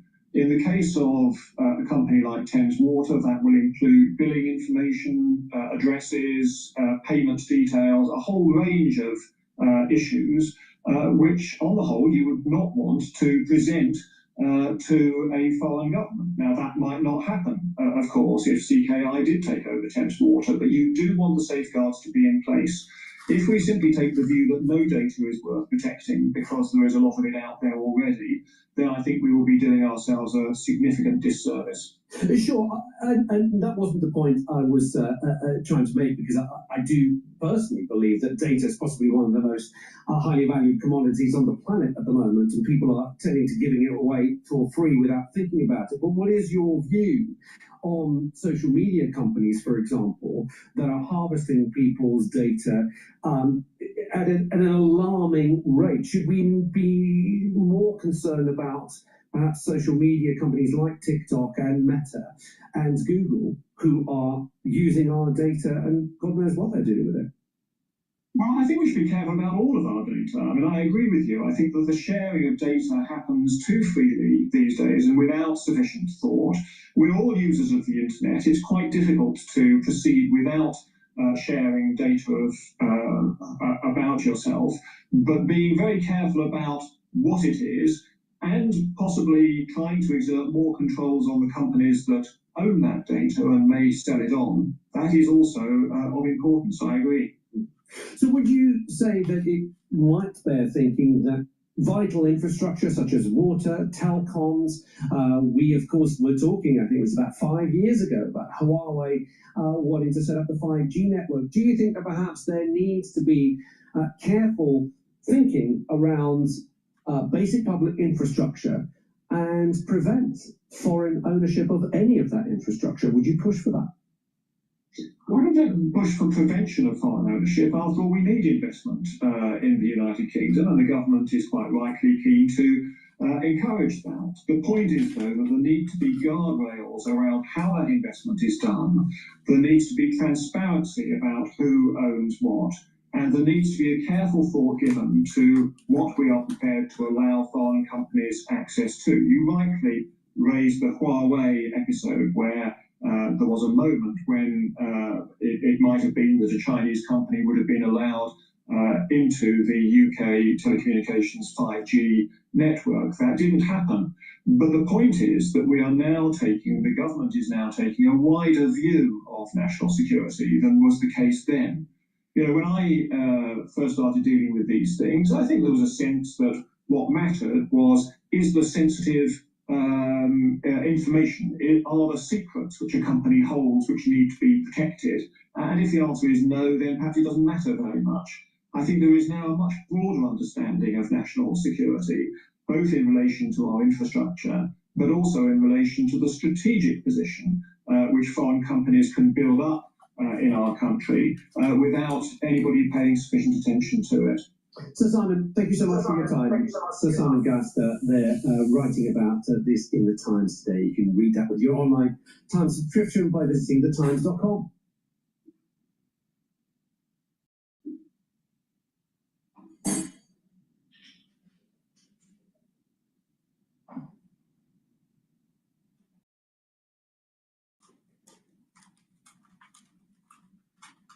When too much work bogs you down, Asana helps you handle it. AI But in emerging markets where the cost basis or the entry level point, you're giving them something new, something cooler, perhaps in a new color, that's what brings in more people to the ecosystem. And then over time, they can go from the base model to the Pro model or the Pro Plus model. What about this foldable iPhone? I know that Samsung did it with the Galaxy, but that was like 5 or 6 years ago. So Apple's a little late to the game. That happens sometimes. Apple's not always the first to market, but it sort of takes over the market once it enters it. So what can we expect from this foldable phone? Yeah, but that's not going to happen till next year. I mean, Mark Gurman said that that's the base, or the slim model is the base of the foldable phone, which is going to come out next year. So Apple's still behind on that end. But Apple has an argument that they will not go unless they are absolutely sure. They don't want to give the users a bad experience. And their big issue has been that when you fold that phone, there's a slight crease in the middle, and they really don't want that level of technology. Another thing they've done is using their own modem in this case, rather than the one they're using from Qualcomm. Apparently, that helps them to slim the design or the size of the phone, and that again puts the base for next year's foldable phone. There was a time when people would get excited about new product launches from Apple. That feels like 10, 15 years ago. All people want to know about is AI. What's the AI strategy? What's the nuance from recent discussions with Apple about kind of their AI strategy? Will Siri get any better, please? Please. Right. I think this is if there's one tech company that's made so much fun around AI, that's Apple in the last 1.5 to 2 years. But I still go back to say that this is probably one of the most important distribution systems out there in the world to get mass adoption of consumer AI applications. So Mark's done an amazing job again to talk about what they're doing in that case. Is on Friday he reported they are working now with Google to get their Gemini models in. And frankly, that has been our hope that down the road, if there is an agreement between Google and Apple to get their Gemini models in the ecosystem, I think it's going to help Apple defend that hefty fee that they generate from Google, which is under scrutiny right now. But it seems to me that based on what Mark has said, that they're going to be working with OpenAI, Anthropic, and Google, and these are the 3 companies with the top models right now. So whether they use it in one particular area, whether it's whether that's the headphones or whether it's on device, whether it's sending stuff to the cloud, I think if they can't build it themselves, they have the capacity to outsource it to one of these experts. All right, Anurag, thank you so much. We appreciate that. Anurag Rana covers all the technology space for Bloomberg Intelligence from that burgeoning. I would like to see Apple come up with a pen, all right? The Apple Pen, right? You have the Apple Pencil, right? Now, to actually turn this into the phone, make it smaller, maybe about that long, all right? And what it does is it just folds. It's like a scroll. So it would be the iScroll. And the iScroll, you'd use it as a pen, right? Or you can use it as a smaller iPad, but you can also talk. Now, you don't need it. You don't need a folding phone or anything. It's just, all you need is a very, very thin screen that can wrap into the pen. Now, why they don't come up with something like that, I don't know. People would buy it because it has dual function. You can use it as a pen. You can use it as a small iPad. You can use it as a phone. It'd be tied to your earbuds, so you'd be able to listen. It'd be voice activated, right? Siri would be built in. You can use it, with this whole Siri AI type stuff. And it's small. People want small. They don't want something heavy. But no, you got a bunch of stupid people over in California that don't know how to make stuff that people want. Please go to my store, the-studio-reykjavik.com. Get the magnesium and zinc. This will boost up your immune system and help with your brain function. Magnesium is super important to help with your neurons. You need to be taking magnesium every day. And vitamin C and magnesium will help with your skin, your immune system, and your brain function. Stack them together for max benefit. Drink filtered water. Take it every day. Very important to boost up that immune system and help with brain function. Please go to my store, the-studio-reykjavik.com, and use discount 5. You get $5 off any order. If you spend $100 or more, you get a free gift until supplies last. And why don't you, instead of worrying about Jeffrey Epstein, start texting on and posting to Apple that we want the iScroll.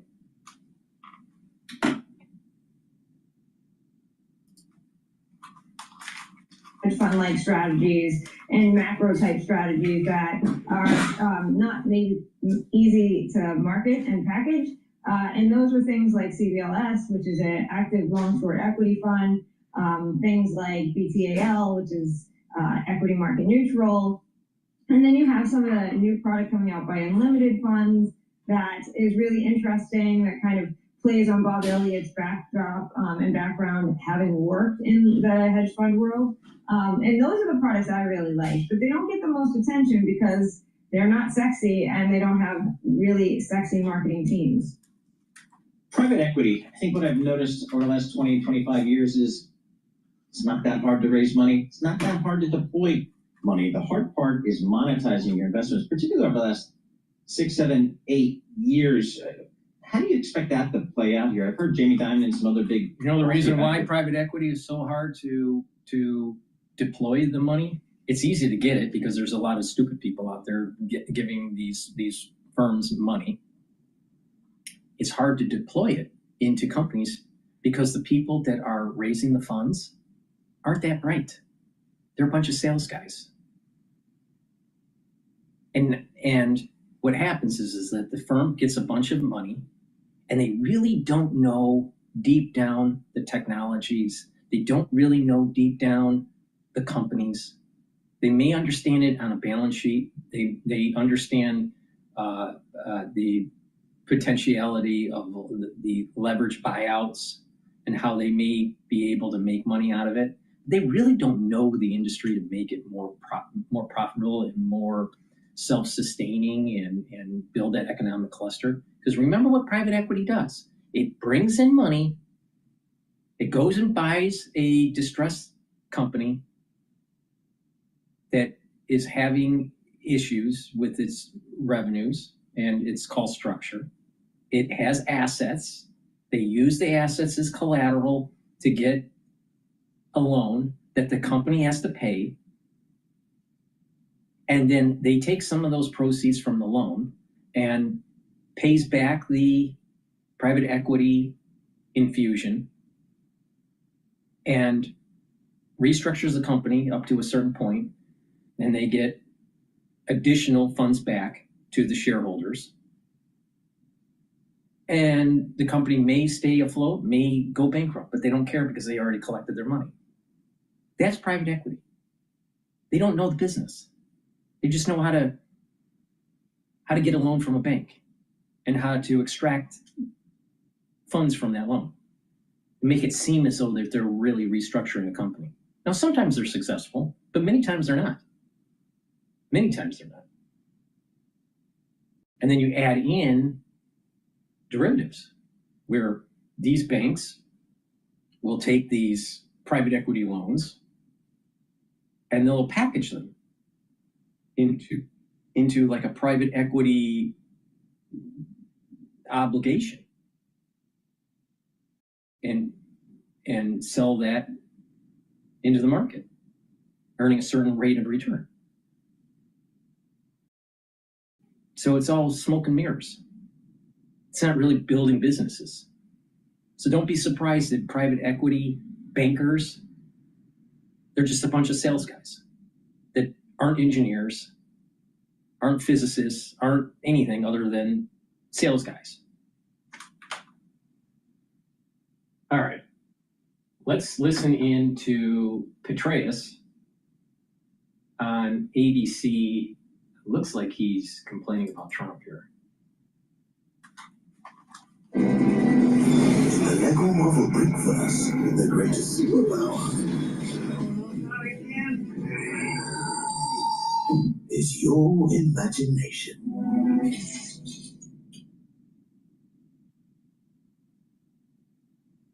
I'm joined now by former CIA Director and CENTCOM Commander General David Petraeus. General Petraeus, thank you for joining us this morning. Let me start with that look back.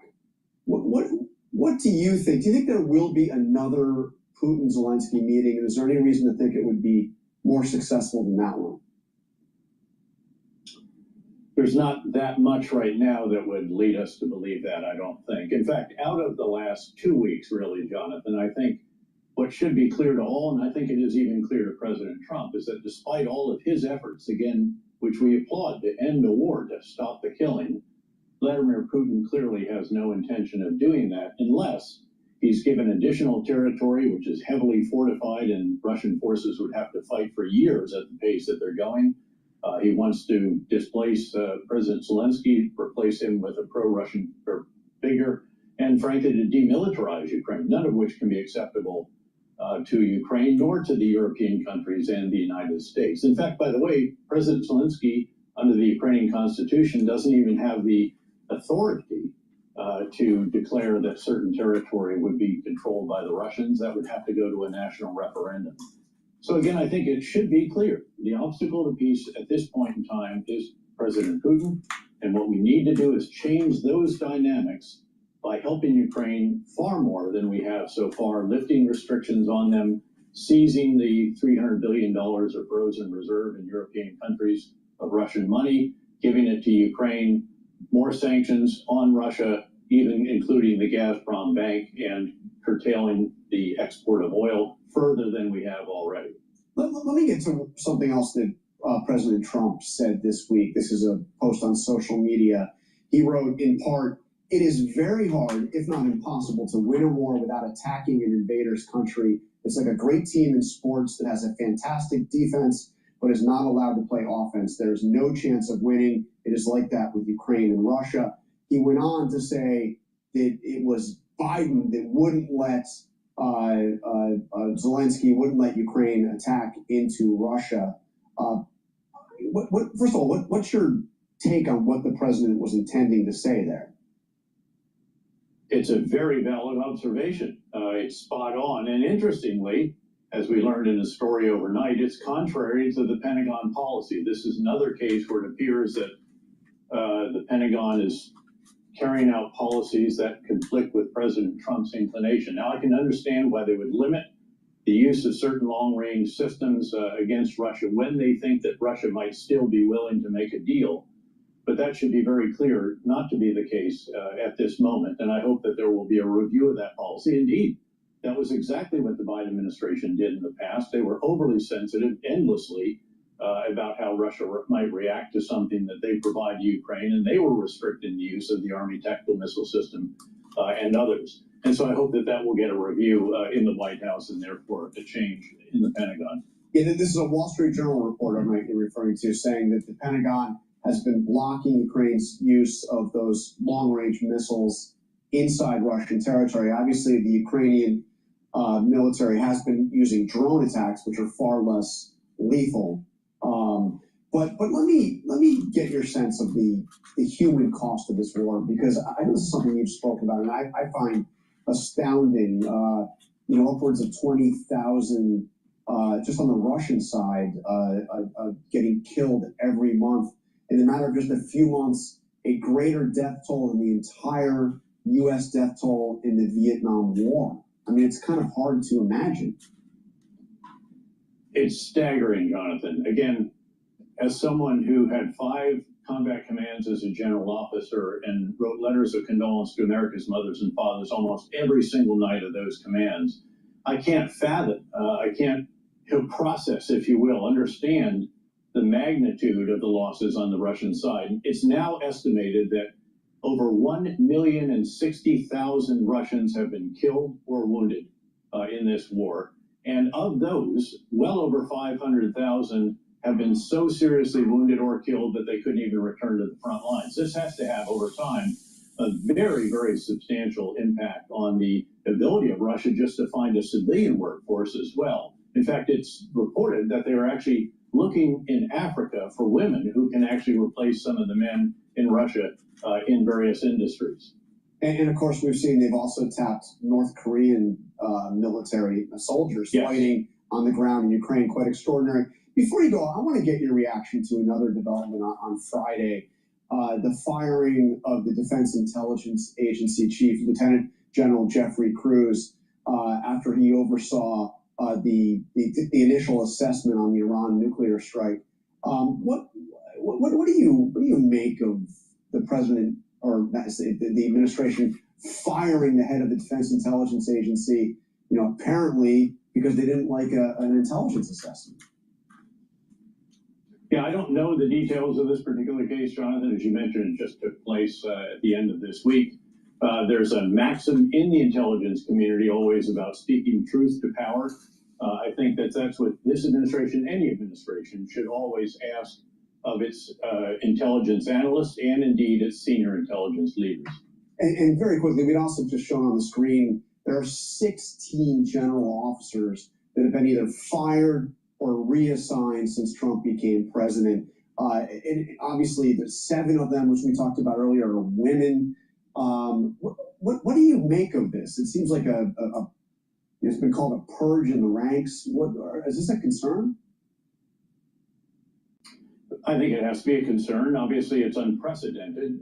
There's never been anything like this. There have been cases in the past where individuals who've gotten crosswise with the president or with the Secretary of Defense, certainly, usually on a policy issue in which they should not have spoken out and indeed were replaced. But the numbers here obviously are much more significant than that.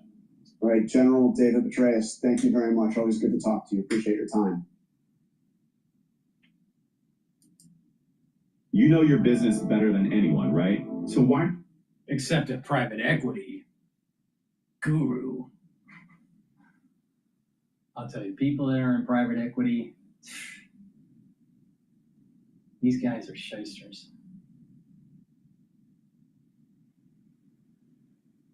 All right.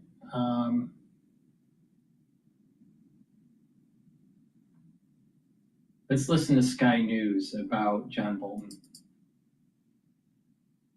Now let's talk about the raid on the home of... But before we do that, please go to my store, the-studio-reykjavik.com, and get the omega-3. Omega-3 brings down systemic inflammation, helps to prevent your red blood cells from over-clotting, and omega-3 helps to bring down the LDL levels and increase your HDL levels. By taking omega-3 every day, it's going to help your cardiovascular health. Super important to take. Two of the biggest diseases in the United States, diabetes and heart disease, and cardiovascular disease. You can stop this. All right, so please go to my store, get the omega-3, get healthy. Now, also exercise and eat properly, very important. And stack it with the olive leaf extract. This will help with your immune system and your cardiovascular system. Why? It brings down inflammation and helps to bring down the LDL levels and increase your HDL levels. So you're reducing plaque formation. Stack this with the omega-3. You can take them separately, but it works even better if you stack them. Omega-3 and the olive leaf extract and help with your immune system and help with your cardiovascular system. Please go to my store, the-studio-reykjavik.com. Use discount 5, you get $5 off any order. If you spend $100 or more, you get a free gift until supplies last. National Security Advisor John Bolton, that would be this character. One doesn't have to be brilliant to attempt a coup. I disagree with that. As somebody who has helped plan coup d'etat, not here, but other places. Yeah, okay. Josh, tell me about this, right? It appears that it's not just over the classified information that may or may not be in his book or the classified documents he may have sent to family members. It may also be connected to any role he played in the Russian collusion hoax. Yeah, so first of all, Rita, I mean, what an amazing clip that was. I mean, this has been around for a few years, but John Bolton just literally saying, like, yeah, I've actually helped plan coup d'etats in other countries there. I have helped plan color revolution there. I mean, this is basically the encapsulation. This is the personification of the neoconservative foreign policy that the entire Trump movement utterly detests and fundamentally rejects. And because John Bolton and Donald Trump simply do not see eye to eye on these issues ever since he was fired as National Security Advisor back during the first Trump term, he has been on a sustained, now basically 6-year-long bender where he basically just goes on cable news. He goes to the tabloids, the broadsheets, whoever will publish him or take his quotations, and just trashes Donald Trump from A to Z. And part of that has been a long-standing, very, very strong, I would say close to ubiquitous sneaking suspicion that John Bolton is laundering classified information that he still has retained from his time as National Security Advisor in an attempt to just besmirch and then undermine Donald Trump by any means necessary. Now, what's interesting, Rita, as the New York Post, among others, reported there actually was, in final days of the first Trump administration in 2020, potential attempt to do something similar to John Bolton at that time, to try to make sure, go into his home, see what he was doing there, was he actually leaking, was not. And then the transition happened, very chaotic transition, January 6th, all that. Biden comes in, and the Biden DOJ and the Biden FBI spike it. So the Biden DOJ actually spikes this planned raid, this planned investigation, just trying to cover for John Bolton for the very simple reason that he's now vehemently anti-Trump. So, look, fundamentally, Rita, I will say this. I have not seen the search warrants. No American of the law enforcement, the magistrate judge, has seen the search warrant there. I feel extremely confident that there is no world in which Pam Bondi, the Attorney General, and Kash Patel, the FBI director, there is no world whatsoever where they would have ordered this raid unless they had the goods there. So I feel pretty confident that we're going to learn a lot more about this in the week ahead there. And I would just try to lawyer up, frankly, if I were John Bolton. Yeah, there's got to be accountability, and as we are fond of saying, no one is above the law, but the leftist media is painting this as sort of purely political exercise. This is the same media who couldn't detect. All right, there's breaking news from Trump. Trump is saying, what is going on in South Korea seems like a purge or revolution. We cannot have that and do business there in South Korea. So and the South Korean president is coming to the White House. So something is happening. Let's go to Live Now about it. Strains to confront rapid geopolitical changes. The New York Times also commenting on this highly anticipated discussion as they say Trump to sign executive order ending cashless bail threatens to revoke federal funding in LAX jurisdictions. They say, quote, obvious threat to public safety. So as you can see this Monday, the commander-in-chief has a very booked schedule, and of course we will be following it in full right here on Live Now from Fox. If you notice, you have the mainstream media like MSNBC, CNN, they're always saying, oh, Trump looks so tired. Trump looks so tired. This guy is doing 4 or 5 times, maybe even more, than anything that Biden or Obama did. This guy is like nonstop. Of course he's going to get tired, but he's working. Of Donald Trump and the lawfare that was waged against him, his family, and some of his closest supporters. I want to bring to your attention this from the Washington Post, because that can see nothing but political interference. The Washington Post editorial board wrote, it is a valid fear that the case against John Bolton is a fresh instance of the old Soviet saying, show me the man and I'll show you the crime. Josh, what's your response to that? We literally had an Attorney General campaigning on a Get Trump ticket, but apparently a warmonger and serial leaker like John Bolton is beyond scrutiny. Yeah, Rita, my response to the Washington Post is very simple, which is frankly just go to hell. I mean, like whoever wrote those words should be fired. I mean, literally fired at best. I mean, tarred and feathered made back in the day would have been a more appropriate punishment there. I mean, where the hell have you people been? I mean, as you accurately say, Tish James, the Attorney General of New York State, literally traversed the entire state of New York back in 2018, saying, if you elect me as Attorney General of your state, well, the nation's largest state, I will do whatever it takes by any means necessary to sue and to prosecute and to bankrupt Donald Trump and the Trump organization there. You know, back in English common law, we would have called this a bill of attainder, which is an illegitimate piece of legislation, or in this case, a campaign stump promise to just single out a named party, not a neutral thing there. But I mean, how about so-called special counsel Jack Smith? By the way, I call him so-called still to this day because he's actually not a legitimate special counsel. Hold that aside. You know, Merrick Garland, Jack Smith, are you kidding me right now? I mean, show me the man, I will find you the crime. Alvin Bragg in New York City, the Stormy Daniels, Michael Cohen suit, this stupid attempt to try to fabricate and alter the beginning of the tolling of the statute of limitations to account for this New York State corporate bookkeeping fraudulent crap from 2016. Give a break, Rita. These people have no leg to stand on whatsoever. It is ludicrous and it is shameful. Unfortunately, it's par for the course for the Washington compost. It is, and sadly, much of the coverage we're getting in this country follows that because they just basically regurgitate MSNBC talking points. Now, Donald Trump did have another huge win late last week with one of the lawfare cases against him collapsing. Josh, this was, again, another absurd case from the start. It was a political hit job carried out by Letitia James and a partisan New York judge. It was a judge-only trial. Trump is signing executive orders right now. Wouldn't be with us. So the mayor of Chicago, I watched him this morning, he said, Trump doesn't know what he's talking about. He only apprehended 9 people. Well, number one, that's false. Literally, it's thousands. We'll get into that. But more importantly than anything, we took guns away. We have some of the worst career professionals out of the country already. They've been taken out of the country, and some are in solid confinement because these were killers. We've arrested some very bad people.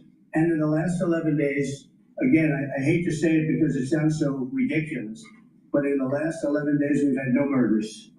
And that's the first time that's taken place in years, actually years. We always have a murder a week. They call it a murder a week. You come here from Iowa, you come here from Indiana, you come here from Idaho, because you're so proud of your country, you love your country, and then you get murdered, your son gets murdered, your daughter gets murdered, you get murdered. See the media, you get murdered. Many of you have been mugged in Washington, you just don't want to talk about it. And I know that every time I do this with you, you almost with everything, but every time I do this with you, people are saying to yourselves, he's right, and then you write a negative story. But we are doing an incredible job. The people behind me are amazing. We're working very well with the Washington police, as you know. The DC National Guard is unbelievable. We're also getting tremendous help from Secret Service. And we are at a point where Washington is booming again. People are pouring in like we haven't seen for years. Nobody wanted to come here. They didn't want to come here and get murdered. I have a friend of mine who is a very successful son. And I said, where is your son going to be this weekend? He said, he's going to Washington with his friends. I said, really? Yeah, he's wanted to do it for 4 years, but he couldn't do it because it was so unsafe. And he's a tough kid, too. It's so unsafe. And he ended up staying 3 nights, going out to restaurants all 3 nights. He said it was so beautiful, so peaceful. Because all the criminals are either arrested or they're hiding. And we're finding the ones that are hiding. So I want to thank Pam Bondi. I want to thank our vice president. I want to thank everybody standing behind me. Because they are really, Gaddy has been unbelievable, by the way. They have done an unbelievable job. They're working 24 hours a day. And Washington, D.C. is now in great shape. I'm going to be working with Clark Construction, which is by far your biggest construction company.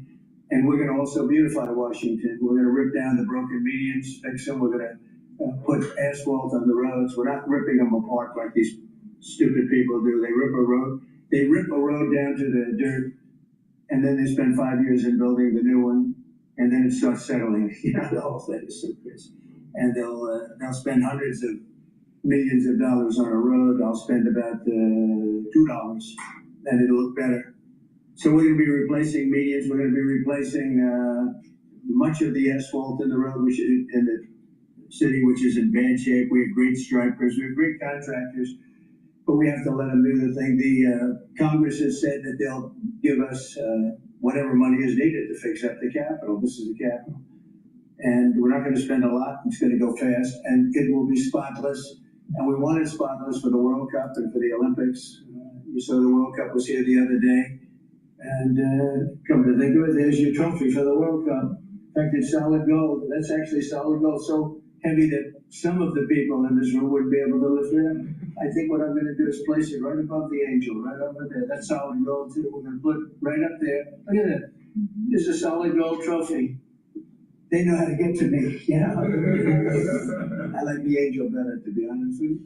So we're going to start sign, and then we'll take a few questions, and we'll tell you how good a job we're doing. We want to go from here to other places, but I was telling some of the people that in a certain way, you really want to be asked to go. You know, I hate to barge in on a city and then be treated horribly by corrupt politicians and bad politicians, like a guy like Pritzker. You're going to spend more time in the gym, actually. This guy is a disaster. Gavin Newsom's a disaster. When we saved Los Angeles. You wouldn't have been able to have the Olympics in Los Angeles. You're barely able to have it now. They did lose 25,000 houses to a fire that should have never occurred because they didn't let the water come down from the Pacific Northwest. Please go to my store, the-studio-reykjavik.com, and get the Myotrol. Build muscle. This helps with gene expression to build new muscle and maintain muscle. Super important to take if you're 40 years of age or older, or if you're an athlete. So please go to my store, get the Myotrol. It has flavonoids, polyphenols, and lignans to help with the gene expression to build muscle. Do resistance training, take the Myotrol. Make sure you take more protein. It stacks well with Gladiator Barley and Boomer Boost. So please go to my store, the-studio-reykjavik.com, and get the Myotrol. And get into the gym. The record goes back years where that's happened. They haven't seen that happen in years. And then people stand up and instead of thanking us, which they should do, and she's not that bad. She's better than most. But, you know, you have people I watched in Illinois, Chicago, Illinois is a disaster. I have property there. It's a disaster what's going on in Chicago. And you get to Pritzker, he's violating our rights. I think this is another men and women's sports thing. I think this is one of those, you know, they call them 80-20 issues. I call them 97-3. I think the Democrats better get smart. And, you know, politically, I hope they don't. But actually, in terms of love for the country, I hope they do because it will be good to work together. So I'm thinking about, you know, when I have some slob like Pritzker criticizing us before we even go there, I made the statement that next should be Chicago because, as you all know, Chicago is a killing field right now. And they don't acknowledge it. And they say, we don't need him. Freedom, freedom. He's a dictator. He's a dictator. A lot of people are saying maybe we like a dictator. I don't like a dictator. I'm not a dictator. I'm a man with great common sense and I'm a smart person. And when I see what's happening to our cities, and then you send in troops, instead of being praised, they're saying you're trying to take over the republic. These people are sick. But I'm really saying, and I say this to all of you, in a certain way, we should wait to be asked because they have cities that are so under control, you know, out of control. So we go in and fix it. They take the full credit for it, and they go out and say, I heard it this morning. They're saying how well they've done over the last 10-day period, that they set record lows. They don't say that we're there with very tough people, by the way. They have to pass the toughness test. Otherwise, they're not working for us. So, and we're allowed to do that now, according to the United States Supreme Court decision. Now, they have to pass the toughness test. If they're not tough, we don't want them for this job. They might be great for other jobs, but not for this job, because they're respected. You saw the gang of kids that were all huddled up, and the group of soldiers walked over. They never even got over. Those kids ran back to their homes or wherever the hell they came from. They were gone. This is one of the safest cities right now in the world, as crazy as that sounds. And it took 7 days. It took really 3 days, but we're now in our 11th day. So I want to thank you. So we had... Please go to my store, the-studio-reykjavik.com, and get the digestive enzyme complex. The reason why I'm smiling is that we will never, ever, ever have a president again like Donald Trump. So enjoy the ride and find ways to benefit from the crazy train, but it's better for the country. It really is better for the country. Now, is he a smart person? Yeah, he is. He's not an intellectual person. That's for sure. He's not intellectual, but he's smart. He has a lot of street smarts. And the reason why he has street smarts is because he's from New York and he was in a very competitive environment dealing with real estate and building in Manhattan. That's what made him so smart. Please go to my store, get the digestive enzyme complex. Very important to reduce the load on your pancreas. Break up carbohydrates, proteins, and lipids by taking this. Super important to take to reduce that load on your pancreas, especially if you're 40 years of age or older. Now, if you are an athlete, younger or older, you will benefit by taking digestive enzyme complex because it'll allow you to break up your pre or your post-workout fuel source. Now, digestive enzyme complex also has bromelain in it. It's fibrinolytic, so it'll help to break up clots. Please go to my store, the-studio-reykjavik.com, and get the digestive enzyme complex. And vitamin B complex, another very important supplement to take if you're 40 years of age or older. Vitamin B complex will help the health of your mitochondria and build up more energy. The more energy you have, the better your cells and tissues will perform. Now, vitamin B complex, the first 4 B vitamins, help the electron transport chain within the mitochondria to boost up ATP. Vitamin B complex will rev up your metabolism, and vitamin B12 will help to protect your neurons. So it's neuroprotective, super important. So a great stack is to help with your neurons and rev up your metabolism and boost up energy levels. And digestive enzyme complex to help with your pancreatic health and break up your carbohydrates, proteins, and lipids. Please go to my store, the-studio-reykjavik.com. Use discount 5, you get $5 off any order. If you spend $100 or more, you get a free gift until supplies last. To ensure that we're only supporting the people who have reasonable common sense policies around crime. So what area does it cover? Potentially anywhere that has a cashless bail policy, so some of the largest cities, some of the most left-wing states in America. Almost all of them, right? Illinois would be a great example of that, sir. Oh, they have a great cashless bail. You don't even have to go to court sometimes. No, Illinois, I love that state. It's a great state, but it's run so badly by Pritzker. They threw him out of the family business and he becomes governor. Now he wants to run for president. I don't think that's going to happen. Okay, we'll stand right here, right? Sir. So important. And this is a Republican Democrat. This is, and by the way, most Democrats agree with us. But this is just, we got to bring our country back. Not only is he doing the executive orders in public eye, but he's also showing the American public that he's signing. He's not using auto pen. You notice that? DC in particular, the objective is holding as many criminal defendants in federal custody and subjecting them to federal charges as possible. That means that they'll be held pre-trial in federal jail as opposed to just being cut back out on the streets due to a cashless bail policy. Okay? And we have the room. And by the way, the prison they have in DC is horrible. It's horrible. People were subjected to live in that dog trap for so long, so unfairly. I have stories, you'll be hearing about them. The prison is horrible.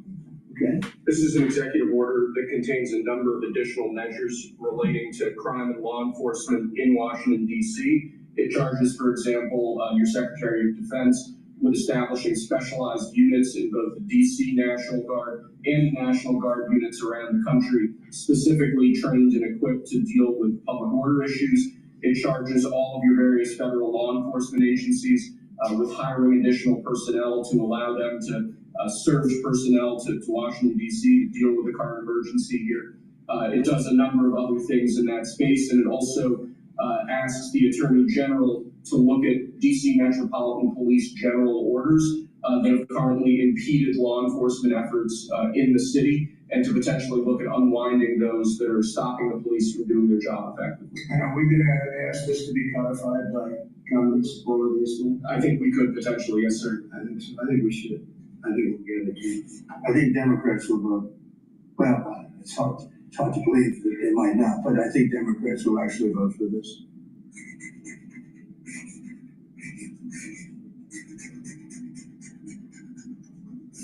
There's no auto pen that can do that. Right? Look at that, man. Is that a good signature? Seriously, is that a good signature? Who can write like that? Nobody.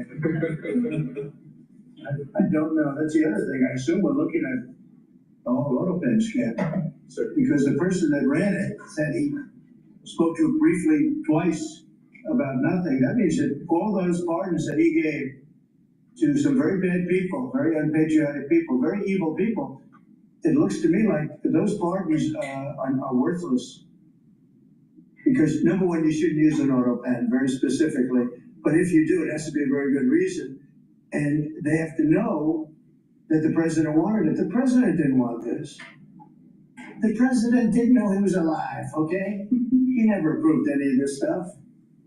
He wasn't for open borders and all the other things. He was never for open borders. I've known Biden a long time. He was never very sharp, but he was never in favor of open borders and all of the other things he did to destroy our country. Lastly, sir, this is an executive order on flag burning that charges your attorney general. Would you listen to this? This is flag burning. All over the country, they're burning flags. All over the world, they burn the American flag. And as you know, through a very sad court, I guess it was a 5-4 decision, they called it freedom of speech, but there's another reason which is perhaps much more important. It's called death. Because what happens when you burn a flag is the area goes crazy. If you have hundreds of people, they go crazy. You can do other things. You can burn this piece of paper. But when you burn the American flag, it incites riots at levels that we've never seen before. People go crazy. In a way, both ways. There's some that are going crazy for doing it. There are others that are angry about them doing it. Do you want to discuss that? Sure. So what the executive order does, sir, it charges your Department of Justice with investigating instances of flag burning, and then where there's evidence of criminal activity, where prosecution wouldn't fall afoul of the First Amendment, instructs the Department of Justice to prosecute those who are engaged in these instances of flag burning. And what the penalty is going to be, if you burn a flag, you get 1 year in jail, no early exits, no nothing. You get 1 year in jail. If you burn a flag, you get, and what it does is incite to riot. I hope they use that language, by the way. Did they? Incite to riot. And you burn a flag, you get 1 year in jail. You don't get 10 years, you don't get 1 month. You get 1 year in jail, and it goes on your record. And you will see flag burning stopping immediately, just like when I signed the Statute and Monument Act. 10 years in jail if you hurt any of our beautiful monuments. Everybody left town. They were gone. Never had a problem after that. It's pretty amazing we stopped it. But this is something that's, I don't know, in a certain way, it's equally as important. Some people say it's more important. Because the people in this country don't want to see our American flag burned and spit on. And by people that are, in many cases, paid agitators. They're paid by the radical left to do it. You talk to these people, they don't even know, half of them don't even know what they're doing. They say, I don't know, they gave me money to do this. I see the same things that you do. They're bad people that are trying to destroy our nation. That's not working, because I think our nation now is the most respected nation anywhere in the world by far. You saw that with the European leaders on Friday. You saw that with NATO, where they agreed to go from 2% no pay to 5% fully paid up, trillions of dollars paid, where they respect your president to a level that they jokingly called me the president of Europe. They call me the president of Europe, which is an honor. I like Europe and I like those people. They're good people. They're great leaders. And we've never had a case where 7 plus really 28, essentially 38 countries were represented here the other day. 38 European countries were represented. European and other countries were represented. And it was a great meeting. But your country's respected again. I say it all the time. 1 year ago, our country was dead. everybody said it. We had a dead country. We were not going to survive. Now we have the hottest country anywhere in the world. So it's an honor to be involved. And this group has a lot to do with it right behind me.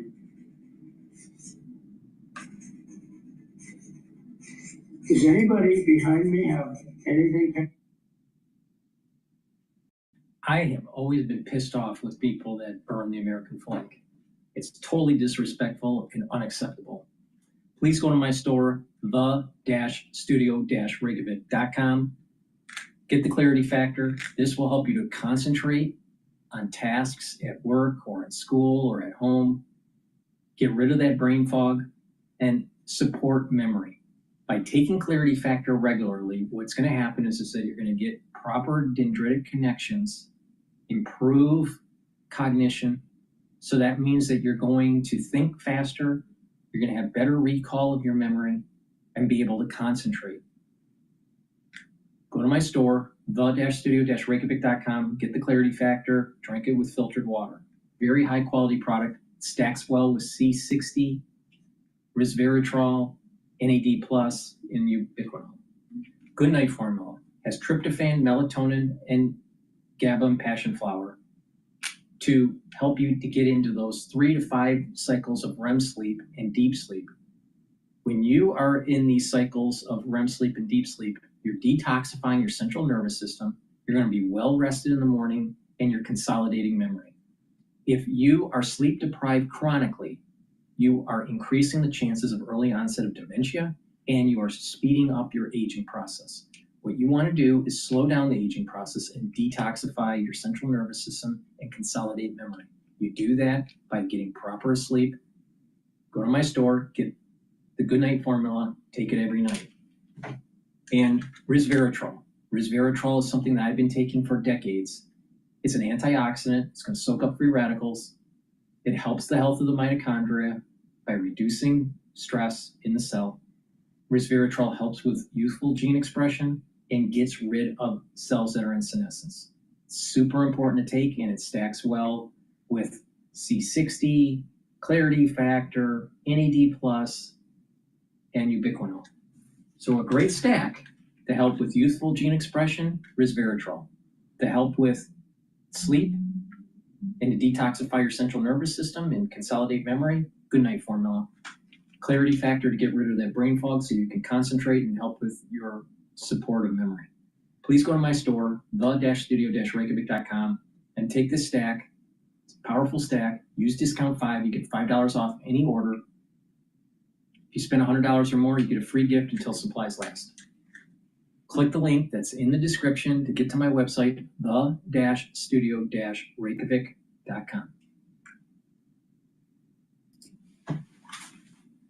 Well, I think we could have done it. They were dead. So we didn't send in the troops. Los Angeles was dead. The Olympics was gone. The World Cup was gone. Everything was gone. We did a great job. And Newsom, we got he's an incompetent governor. But I think people should want us to be there because otherwise all they'll do is complain as we do our job.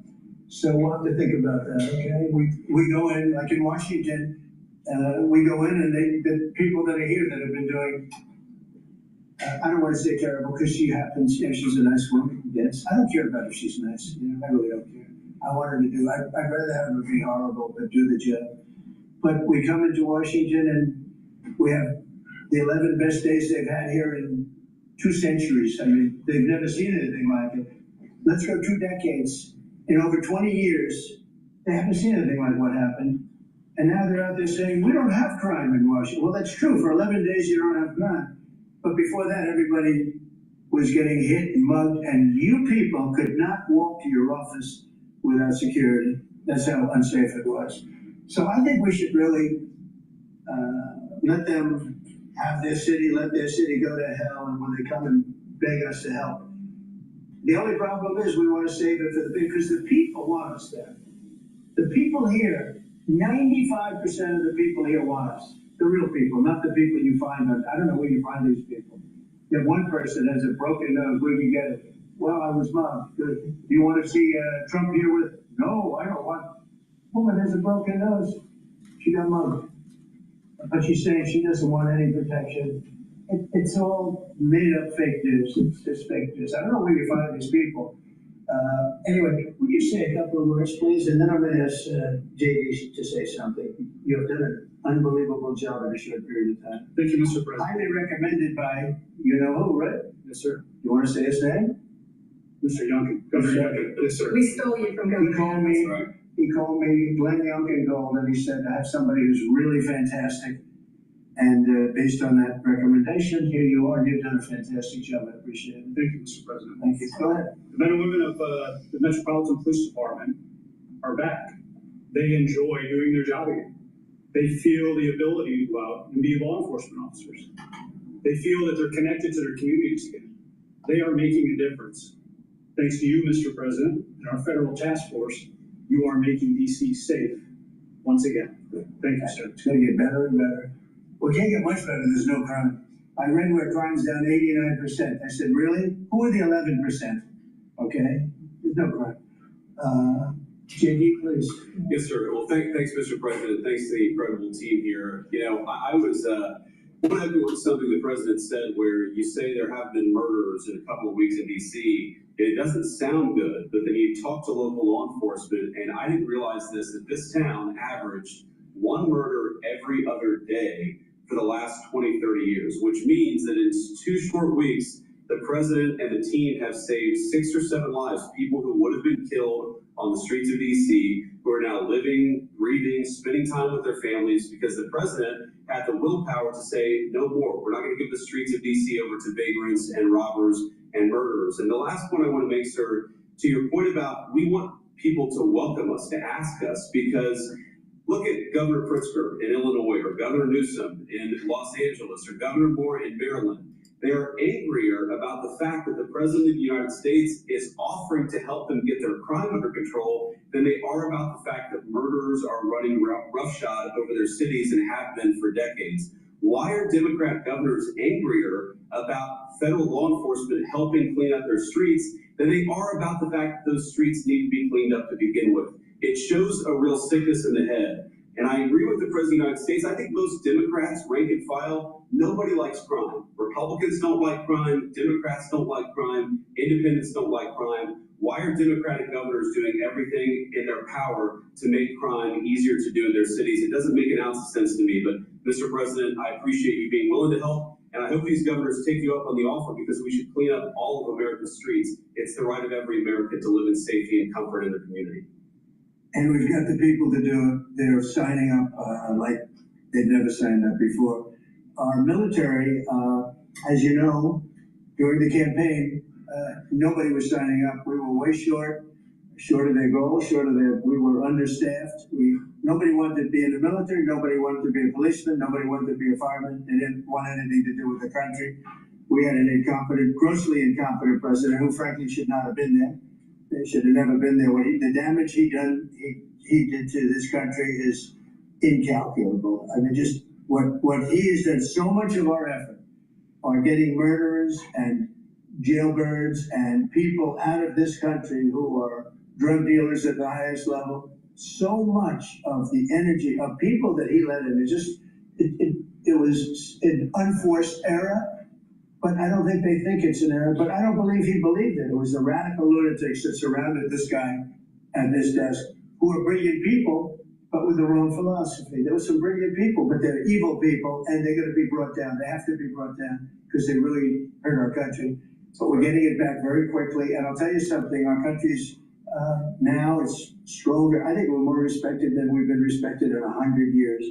It's a whole different ballgame. JD, could I ask you, you gave a stat on murders here. What were the numbers? You said in a short period of time, how many people were murdered? Local law enforcement told me, sir, that in the past 20 or 30 years, DC has averaged a murder every other day. That's 200 murders a year, 150, 250, but about every other day a person has been killed on the streets of Washington, D.C. We've been doing this for 2 weeks. 0 people killed. That's real lives saved. That the media and frankly the entire Democratic Party should be saying, thank you for saving lives instead of attacking the President of the United States for doing so. You know, when a person, unfortunately, will probably happen at some point, when a person's murdered in D.C., it's going to be the biggest story maybe in history. Right? Yes, sir. somebody was murdered in DC, Trump is failing. No, we're not failing. We have a safe city. This is maybe the safest city in America right now. That's how good it is. And it would be nice to be appreciated. These people eventually, they're gonna have to be appreciated for what they're doing. And they're gonna have to be appreciated by the officials that are really happy when we go in because they've lost control of their place. Steve Miller, please say a few words. Thank you, sir. So just to, first of all, follow up on what the Vice President said. No police officer working in the city can remember a time in their lives when there has been no murders. You can work with the police for 20 years, 30 years, your whole life. You check the records, no one can even find a record of being murder-free for as long as you've been murder-free under President Trump's leadership. Additionally, the President spoke about this before, we've uncovered, in the process of uncovering, a massive scandal in Washington, D.C. with the doctoring of crime stats. And the Department of Justice, under the Attorney General, is leading the effort to uncover this. But when we ultimately share the results, it will stun you. The extent to which, even though D.C. had the worst crime in America, honestly measured, it dramatically understated how bad it was. There's even accusations that murders and homicides were reported as accidents instead of murders. I mean, this is how severe the manipulation of the crime data has been in the city, and it will all be uncovered and it will all be brought to light. You know, I've had a chance to spend some time, as did everyone here, with the police officers in the city.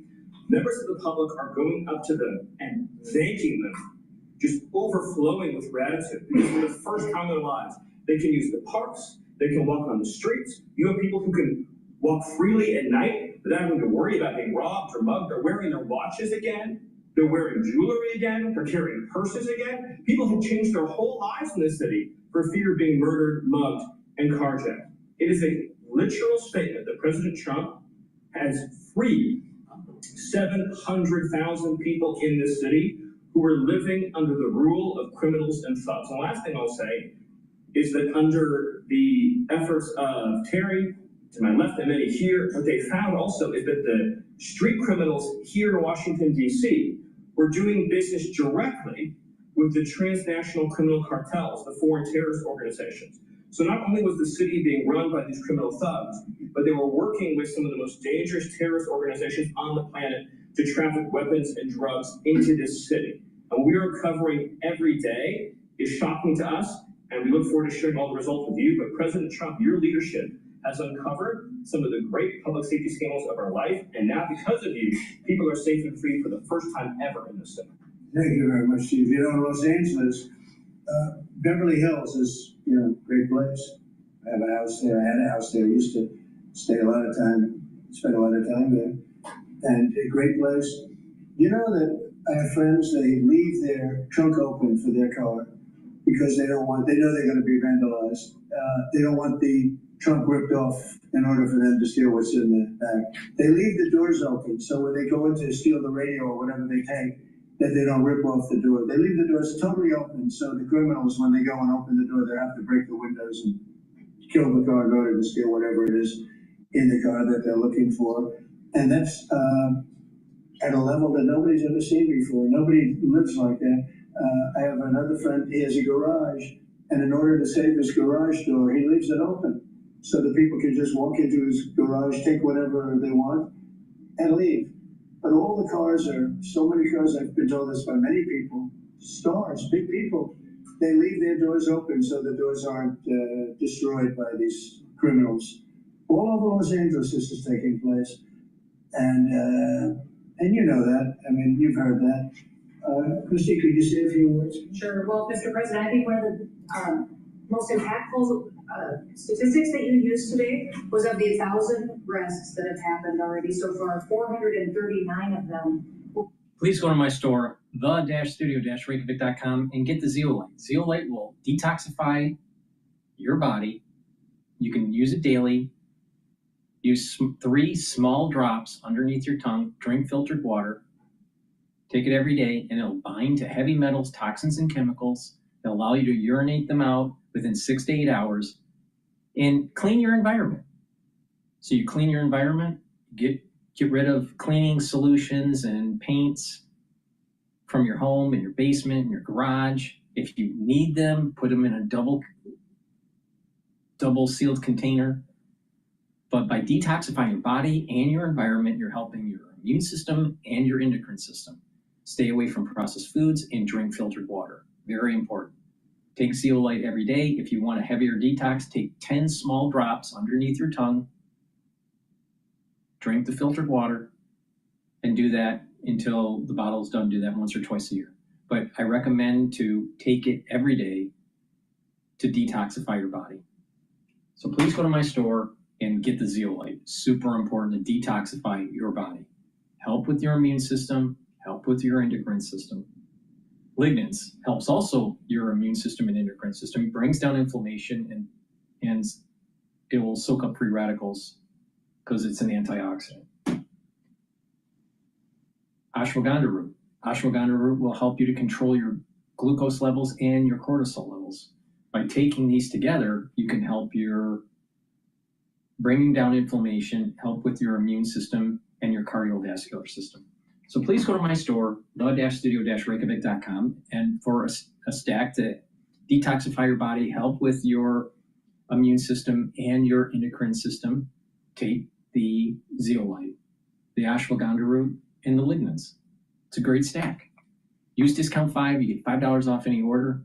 If you spend $100 or more on any order, you get a free gift until supplies last. China is killing us, we're now killing China. We are leading in space by a lot because of Space Force. So we're very proud. But everybody wants to go in. We went from not, and you know how bad that is for the spirit when every story that you were writing a year ago was that nobody wants to go into the military anymore. And if you're in the military, you know how deflating that is. You go home to your family. Nobody wants the job that you have. Well, now it's the opposite. Everybody wants to be there. And that includes police and fire and everything else. You did a great job. Thank you, sir. You stopped a lot of. All right, I'm gonna go to Secretary Bassett unveils bold plan for America. This was Fox Business.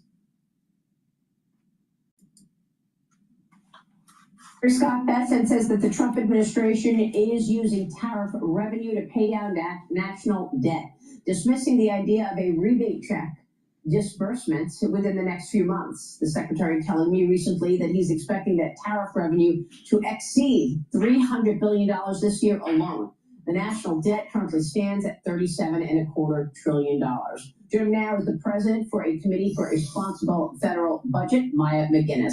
Maya, good to see you. Thank you so much for being here, and you've been so great in terms of itemizing the budget and telling our viewers what the main issues are. What is your expectation in terms of tariff revenue, and what is your reaction to the fact that we're talking about real money now? I mean, you know, Bassett is talking about up to $1 trillion in revenue from these tariffs over the next couple of years to go toward cutting debt. Indeed, this is turning out to be a very significant revenue stream, and that is good news because we need it. We need everything that we can get that will bring our structural borrowing down. So there are a lot of questions about the tariff revenue. Which tariffs will stay in place? How long will it be collected? Will that base of tariff that the tariffs are put on, will that shrink? But so far, the numbers indicate that the revenue is coming in very strongly, and this is going a tremendous way to offset the additional borrowing that came from the tax cuts that were just passed. And furthermore, his additional news that they're not going to give this money back, but instead use it for deficit reduction is absolutely the right priority. It's very important that we keep that there and help get the government finances back in the right direction. It's not getting us on track. We still have a huge amount of borrowing that they've inherited, but this would offset a lot of the tax cut borrowing that was just put in place. So by all accounts, it's a big fiscal improvement if it stays in place. So what are your expectations in terms of spending and getting spending under control? You know that the Republicans have talked about another reconciliation plan at some point later this year. The Economic Policy Innovation Center is circulating a new memo with key congressional GOP figures. And a source told Fox News Digital the conservative roadmap is targeting Medicaid and student loans for the next president's big, beautiful sequel. So, Maria, I have to say I've been somewhat shocked and disappointed how little willingness there is to address spending so far. We have Republican president, Senate, and House.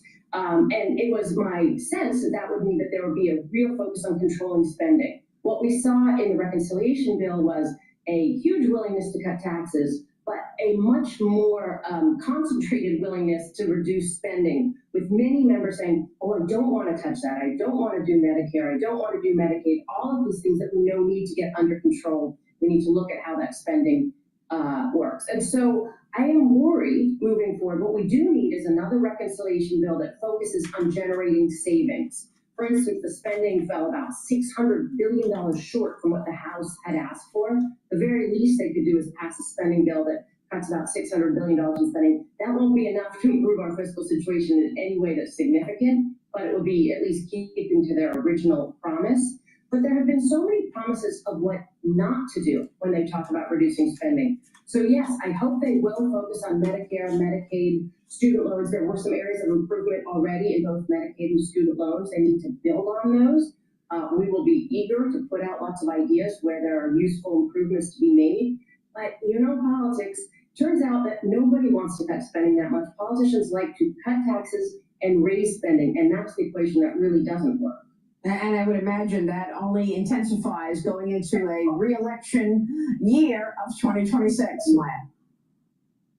Yeah, the politics of this makes it so much more difficult. And part of that's on us, the voters. We reward people who don't make hard fiscal choices, and that's bad for the country. All right, Maya, we'll be watching all of that. Great to get your insights as always. Maya McGinnis joining us. Stay with us. We're talking with the chairman of the Intelligence Committee, Rick Crawford, coming up. Stay with us.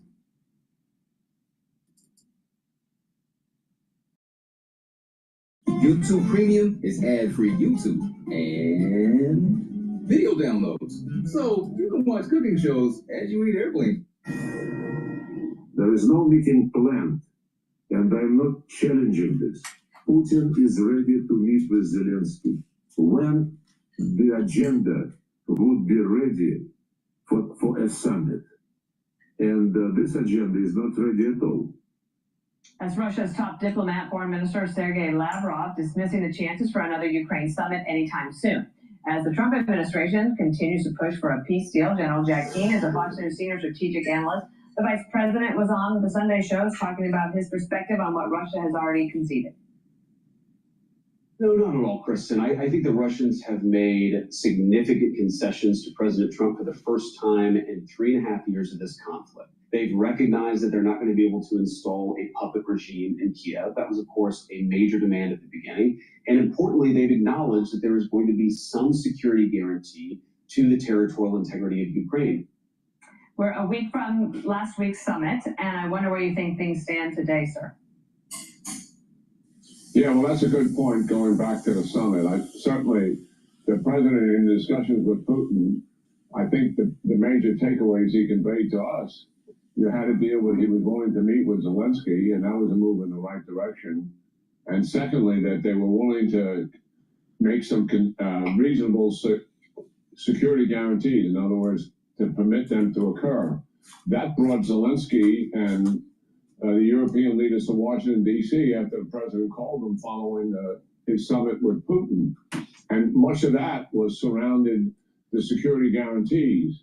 But now we have Lavrov, who's been with Putin for over 20 years, pushing back on the meeting between Zelensky and Putin because the agenda is not right.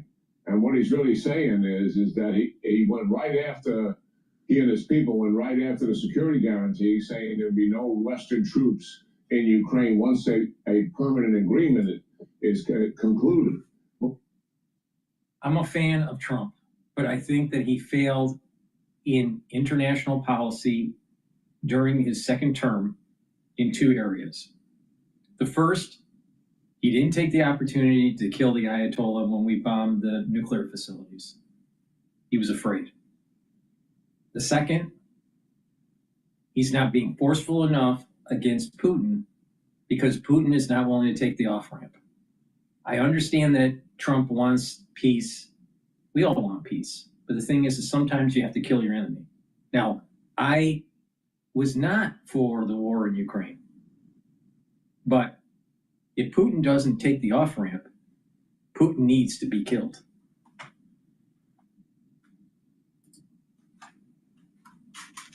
that's up to Ukraine and the other Europeans and the United States. That Russia shouldn't have a veto, over something as major as that is, obviously. And the other thing is they're still insisting on taking the Donbass region, the terrain they have been unable to conquer, for 3.5 years, and going all the way back to actually 2014. They want Ukraine to give them that terrain. So it sounds to me, that we're back in a position where Putin talks nice, provides incentives for us to continue those negotiations and to look like we're moving in the right direction, and then stalls and delays. That's kind of where we are. That's got to be frustrating our president, and likely they're working through what are the alternatives now. And in my mind, it's getting pretty close to doing that. The maximum sanctions and tariffs open up offensive weapons to Ukraine so they can make deep attacks into Russia, and tell them on no uncertain terms that we're going to give Ukraine the guns they need to shut down your offensive, and also what they need to be able to conduct counterattacks and take some territory back. I think the leverage we're talking about here is really part of the peace process. And I think we're probably getting pretty close to it, Dana. Well, you make up a good point, as always. And this is having to do with what can Ukraine use, what does it have, and how much time does it have in that calculation. And there was a report in the Wall Street Journal over the weekend that the Pentagon was limiting Ukraine's use of these long-range missiles. Ambassador Whitaker, our ambassador to NATO, said this morning. You can't fight a war with one or two hands tied behind your back. President Trump is a duly elected president of the United States. He gets to decide what the U.S. policies are. And if he thinks that Ukraine should be able to use American weapons that are being bought by our Canadian and European NATO allies to be used for deep strikes, then they'll be used for deep strikes. Can you clarify what's going on here for us? Well, there are some restrictions that are being imposed, from what I understand, on the ATACMS, which is a long-range offensive missile, and also on the UK's Storm Shadow, which is a cruise missile.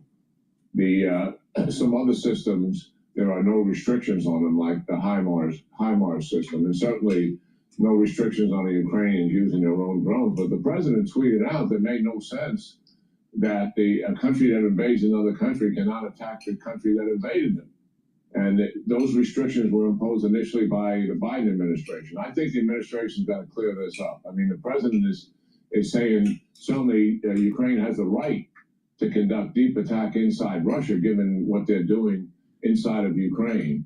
And it seems to me that something's happening in the Pentagon and imposing a restriction that the administration has got to clear up. Okay, well, the president will be in the Oval Office at least taking, signing some executive orders. If he takes questions, maybe this will be one of them. General Keane, as always, thank you so much. I'm Steve Ducey. I'm Brian Kilmeade. And I'm Ainsley Earhart. And click here to subscribe to the Fox News YouTube page to catch our hottest interviews and most... I want to roll back what General Keane said near the end in the context of this hypothesis that if the Ukraine war is ramped down and there's peace, that the UK is going to ramp up conflict in the Balkans. All right? Why? Because they can't allow for quantitative tightening through the central bank. All right, so let's go back. Let's listen just the last, I don't know, minute or so. It's Storm Shadow, which is a cruise missile. Some other systems, there are no restrictions on them, like the HIMARS system, and certainly no restrictions on the Ukrainians using their own drones. But the president tweeted out that it made no sense that a country that invades another country cannot attack the country that invaded them. And those restrictions were imposed initially by the Biden administration. I think the administration's got to clear this up. I mean, the president is saying certainly Ukraine has the right to conduct deep attack inside Russia, given what they're doing inside of Ukraine. And it seems to me that something's happening in the Pentagon and imposing a restriction that the administration has got to clear up. Okay, well, the president will be in the Oval Office at least taking, signing some executive. So the Pentagon is preventing Zelensky from escalating the war with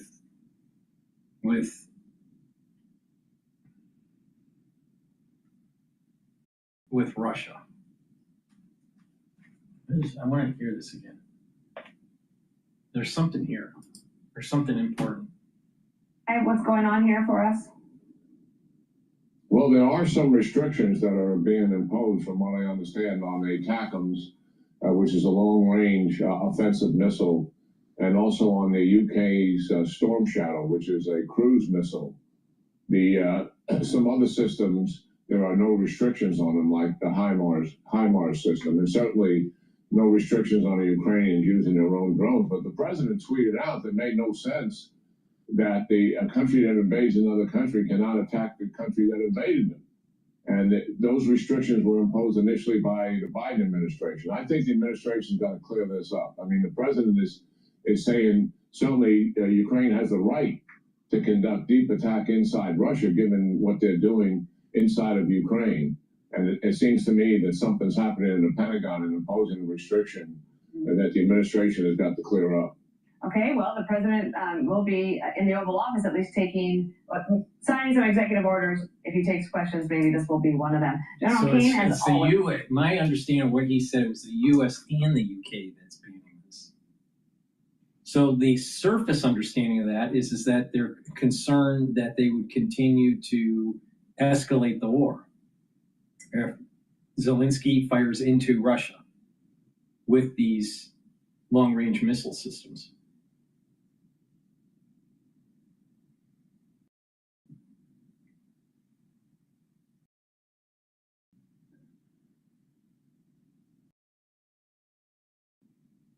Because if they shoot into Russia, then Putin in the domestic media is going to be justified in continuing the war. And there's no chance for a peaceful arrangement. But by Ukraine not firing into Russia, it also allows for Putin to continue warring on the front, especially in Donbass.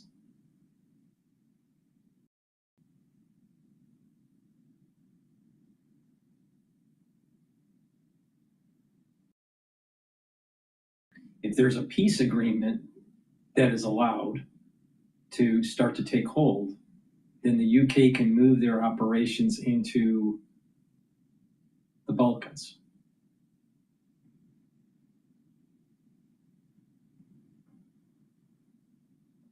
It may be just as simple as, let's just use the simplistic reason just to try to de-escalate the war. And there's nothing here. But there's something, there's my little gut sense is saying that there's something here about the Balkans. Okay. Let's listen in to the press asking questions with Trump. Let's better some. We saved Los Angeles, and all we did is get criticized by this idiot that's running the state into the ground, right? Where people are leaving. He should be thanking us, and he should be requesting us to be there. And the governor of Illinois should be. Chicago's a disaster, and the governor of Illinois should say, President, would you do us the honor of cleaning up our city? We need help. They need help. They need help. We may or may not. We may just go in and do it, which is probably what we should do. The problem is, it's not nice when you go in and do it and somebody else is standing there saying, as we give great results, say, we don't want the military. They need help badly. Chicago desperately needs help. Just look at the crime statistics. Look at the statistics that J.D. said about, even I didn't know it was that bad. That's terrible. But all I know is we're being celebrated because we went an entire week. Now it's 11 days. We went an entire week without a murder. And I said, boy, that sounds terrible. I didn't know how, I actually made a speech. I didn't know how to say it because it's a great number. It's a great thing. but it sounds so bad. I mean, supposing you're from a foreign country, which is properly run, and they don't have murders and things, right, so much, or in some cases virtually at all. And you have somebody saying, I'm proud to announce that nobody was murdered in the capital of the United States this week. It sounds terrible. But Mr. President, Gavin Newsom, you mentioned Gavin Newsom. Gavin Newsom, yes.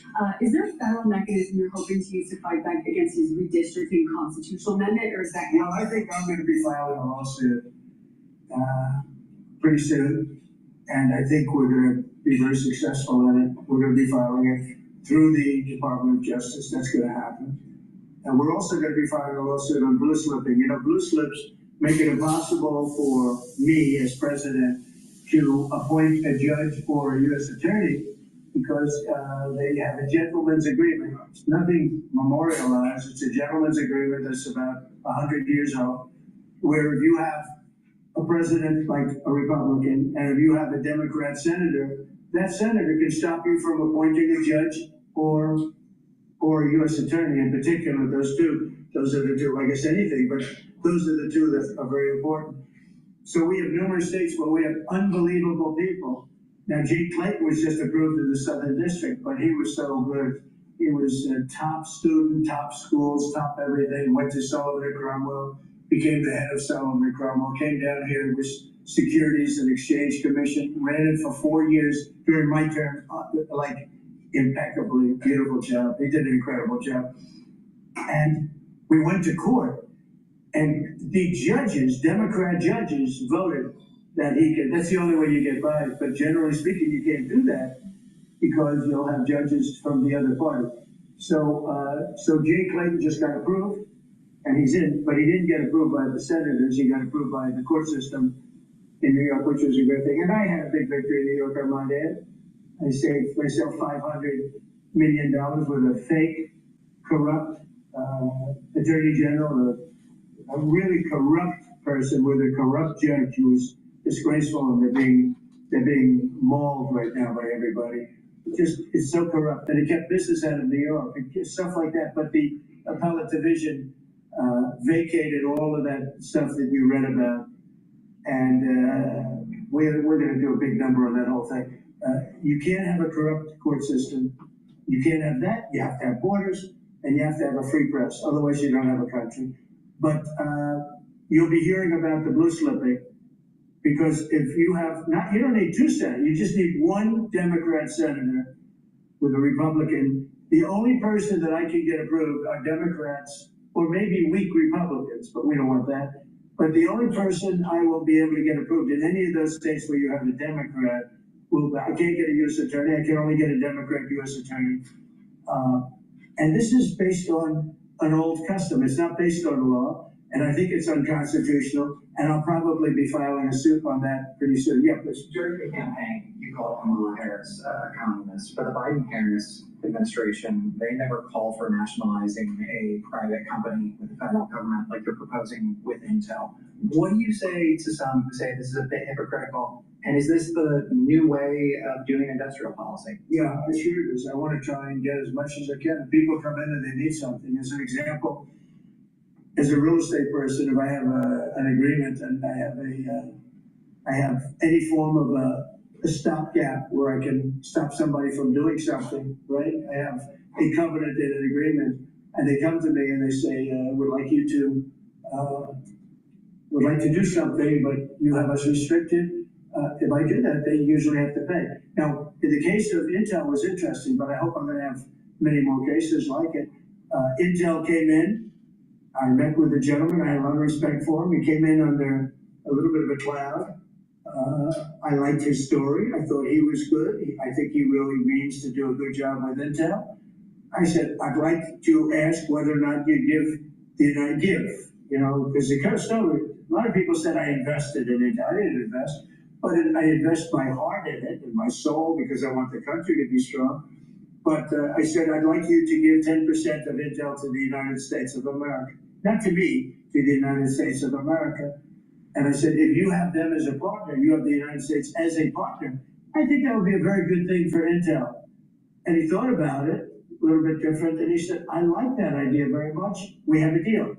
And I just made $10 billion or $11 billion for the United States of America. And yeah, there will be other cases. If I had that opportunity again, I would do that.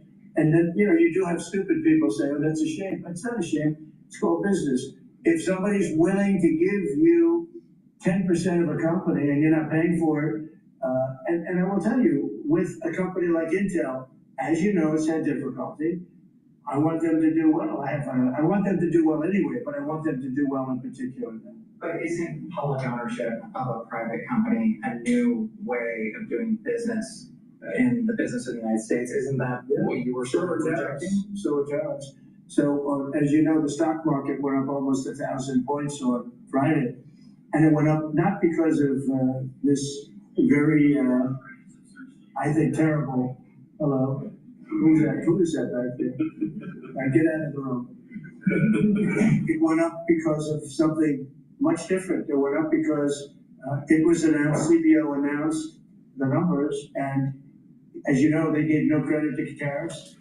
They said they made a mistake, that the trade deficit will be reduced because of Trump's tariffs, will be reduced by $4 trillion, right?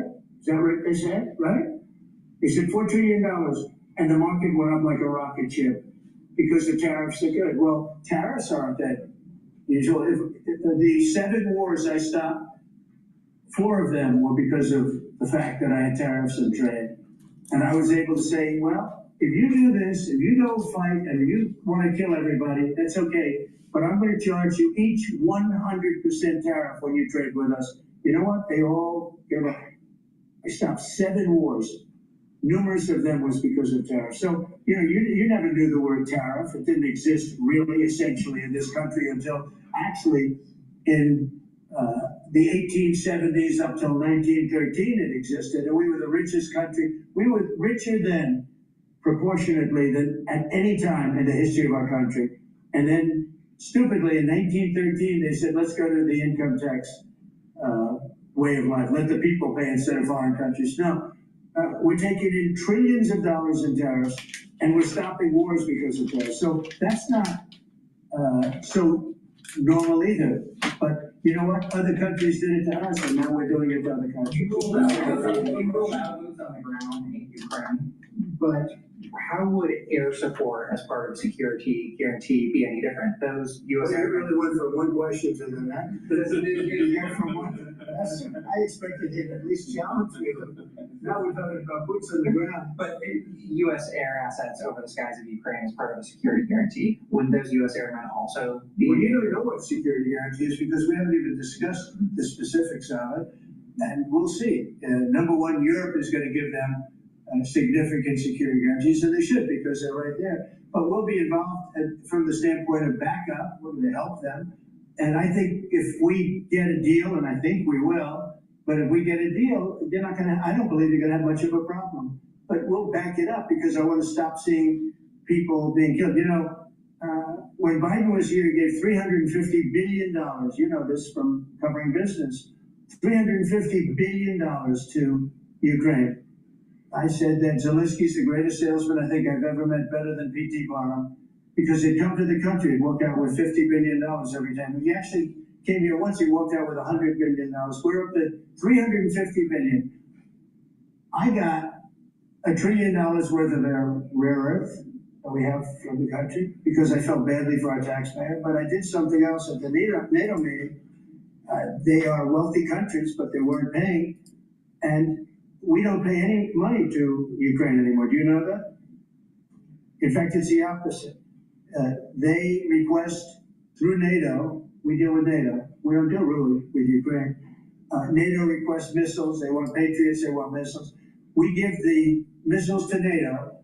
NATO pays us in full and does what they want. I mean, I think they give them mostly they can do other things with them too because we're dealing with NATO. We pay no money to Ukraine. We gave $350 billion to Ukraine. If we didn't give that kind of money, and I was the one that gave the javelins, if you remember. I gave the javelins. They were very effective. They say Obama gave sheets and Trump gave javelins. They were very effective with those tanks right at the beginning. But you would have never had a war if I were president. You would have never had a war. Just to finish, We spend no money on Ukraine anymore. We were getting fleeced by a president that didn't know what he was doing. To be honest, I don't blame Ukraine. I mean, if they come and ask for $100 billion, then they get it. But we were in for $350 billion. Now, we make money. I don't want to make money on Ukraine. I want the war to end because I want to save all those lives. I want to just say, but just so you understand, we're no longer losing money on that thing. We were losing money hand over fist. And now we don't lose any money. Now we sell weapons to NATO. Because NATO agreed, because of me, to go to 5%. They had 2% and didn't pay. Now they have 5% and they're all paid up. So they have trillions of dollars and they give us that money. But I really want the war to end, and we're going to get it ended. Mr. President, this is a historic summit here with Ukrainian President Zelensky, European leaders all met here with you at the White House. You said you wanted to get this done bilateral as soon as possible. Have you spoken to Putin since last Monday? What is your conversation? Or can you share? Every conversation I have with him is a good conversation, and then unfortunately a bomb is loaded up into Kiev or someplace, and then I get very angry about it. I think we're going to get the war done. It's tough. I thought that would be, of the 7 that I settled, I thought that would be the easiest of the group. See, you never know what's going to happen. You're in a war. Strange things happen in war. The fact that he went to Alaska, our country, I think was a big statement that he wants to get it done. That was not easy for him to go to Alaska, for him to come here. But the fact that he showed up on a very successful, that was a very successful day for other things. Because, we're also talking about missiles, nuclear, we're talking about a lot of different things. We're talking about limiting nuclear weapons. We'll get China into that. We have the most, Russia has the second most, and China has third. But China is way behind, but they'll catch us in 5 years. We would like to denuclearize. It's too much power. And we talked about that also. That's part of it. But we have to get the war over with. Thank you. On Baltimore, you said that you are going to have to reconsider bridge funding. Is that contingent on Westmore cleaning up the streets? No, we were very generous to him on a bridge. A boat ran into a bridge and the bridge came down like I've never seen anything. The boat was just shows you the mass of that boat, the power of that boat. People were up on that bridge, painters. They were painting the bridge and they were watching it happen. And they thought they were very safe. They all died. They were painting the bridge, can you imagine? And they watched the boat. The engines were off. And they watched the boat. And the power of that boat, the mass of that boat, went right through that steel just like it was nothing. It's amazing. It's called mass. Mass is a big deal. But the mass of that boat, those people all... It's called momentum. It's mass and velocity. Please go to my store, the-studio-reykjavik.com, and get the cherry, the blueberry, and the honey and lemon drops in 100 count. Get a few bags for your household and mitigate that irritation in your throat. Take them right away, no matter what the season is. We're going into the fall and the winter. It's really important to have lozenges and drops available for your coworkers or even for yourself and your family members. I also have lozenges, which are larger than the drops, in elderberry zinc in a 21 count. Please go to my store, the-studio-reykjavik.com. Get the lozenges and the drops. Get a few bags for your household. Help support the work that I do and help support your health and wellness. The moment you have that irritation, take them right away to mitigate the problem. Very important. Okay, so he did a good job. In fact, I think we should get him in for a medal. The man that gave the warning, I listened to him. Everybody get off screaming. Everybody off. He had the sense to realize that this could be a catastrophe as opposed to a ship that sit because the engines weren't working. It's just floating. It's an amazing thing that a thing floating like that with no power just knocked it right down like it was nothing. Let's do that. Let's give him a medal. I've been thinking about it. Mr. President, do you plan to investigate Chris Christie? Say what? Do you plan to investigate Chris Christie? Look, Chris is a slob. Everybody knows it. I know Chris better than anybody in the room. I always felt he was guilty. But what he did is he took the George Washington Bridge, which is very serious. He closed down the George Washington Bridge. and you had medical people, you had ambulances caught up, this thing was closed down. And obviously he knew about it, but he blamed the young lady that worked for him and another person, and they got into a lot of trouble. She ultimately was, I don't know, exonerated, but she got out of it a little bit. But she went through hell. She was a young mother, nice person, I knew her a little bit. And another man went to jail, and Chris got off. And so when I listened to Chris speak his hate, I say, oh, what about the George Washington Bridge? You know, tell me about the George Washington Bridge. He blamed other people, but he knew all about it. So no, I don't know if they want to look at it. It's not for me. If they want to look at it, they can. You can ask Pam. I think we have other things to do, but I always thought he got away with murder. Mr. President, do you plan to make an endorsement in the Texas Senate race between Ken Paxton and John Cornyn? Well, I'll make up my mind. I like them both. The worst situation I have is when I have two people that I get along with well. I hate it. And they all want the endorsement. You know, I'm almost 100% of the people I endorse win. It's a great honor. And I got, as you know, I got the largest vote in the history of Texas by far. Nobody's ever gotten more votes in the last election. I think in all the elections, the 3 elections, but they like me in Texas. So people are waiting for me, but I'd rather not comment on it right now. I like both guys. They're both friends of mine, and they're both good and very different. There's some talk among congressional Republicans about another reconciliation bill. Where do you fall on that, and what would you like to prioritize? Well, I don't want to do cutting. I want to save all the different things. I'm going to cut things that are unnecessary, but the one thing I said to it. Please go to my store, the-studio-reykjavik.com, and get the Structural Nano Silver toothpaste. It has no fluoride. It'll whiten your teeth, freshen your breath, help with the health of your gum line, and reduce inflammation. Super important. Having good oral hygiene is going to help with your cardiovascular health and your valvular health. This is the best toothpaste that you can purchase. Get a few tubes for your household. Please go to my store, the-studio-reykjavik.com, and get the toothpaste. I also have gels in the quick dispenser or in the tube form. This is a dual purpose product. You can use it as a daily skincare. You can use it as a aftershave. If you have a cut, an abrasion, or a minor burn, put it on the lesion and it'll help to heal it. If you're not feeling well or someone around you is not feeling well, put it on your hands, around your mouth, around your nose, around your eyes, around your ears, and lightly coat your nostrils, and it'll stay active for 5.5 hours. So please go to my store, the-studio-reykjavik.com, and get the gels. Very high quality, and it's better to be prepared for the fall and the winter season.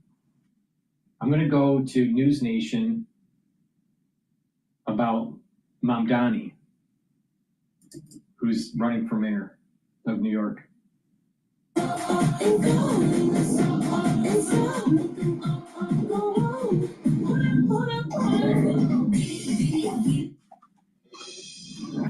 If there's one key takeaway from the 2024 election, it is that the Democratic Party has lost its way with new and young voters. And new research published in the New York Times suggests this problem has been years in the making. There are 30 states in America that allow voters to register with a political party, and Democrats lost ground to Republicans in every single one of them between 2020 and 2024. While Republicans picked up registered voters in key states like Pennsylvania, Arizona, and Florida, Democrats lost them in Nevada, North Carolina, and beyond.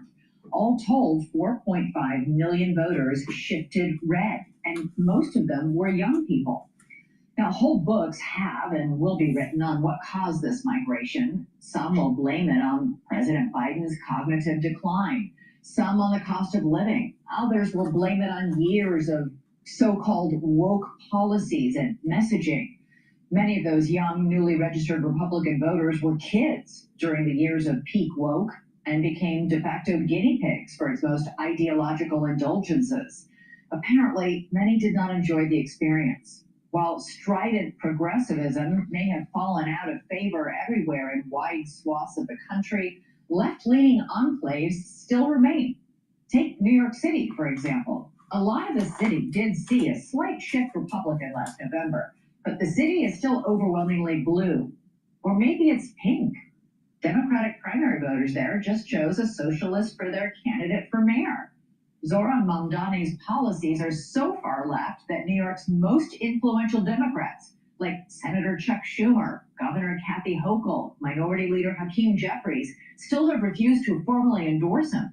And considering the trends we just mentioned, you can't blame them.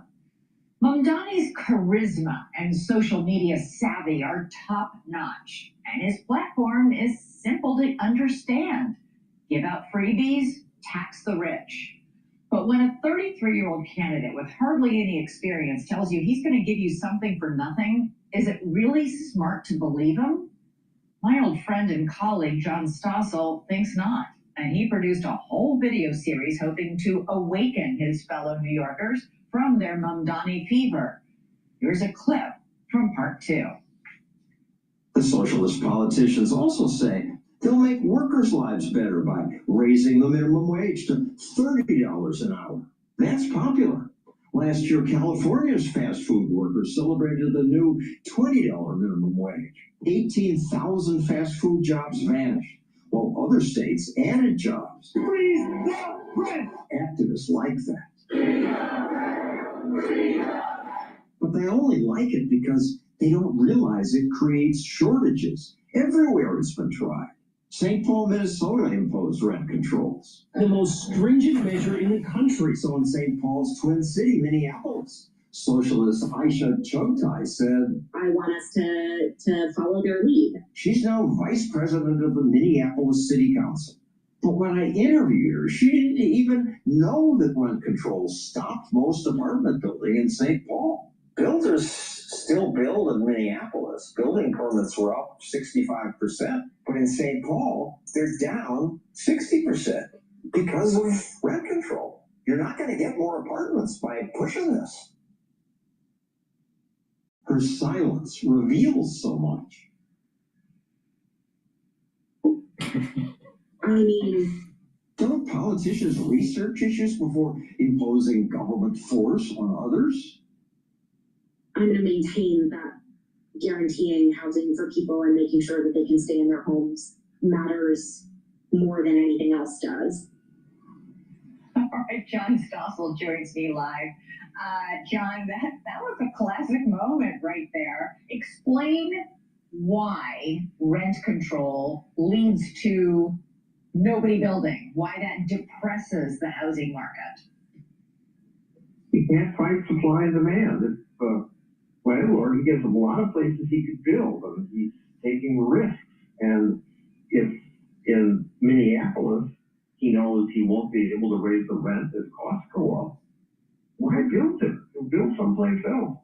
The fastest way to destroy a town outside of bombing is to have rent controls. They sound good, protect the existing tenants, but soon the landlords stop making improvements.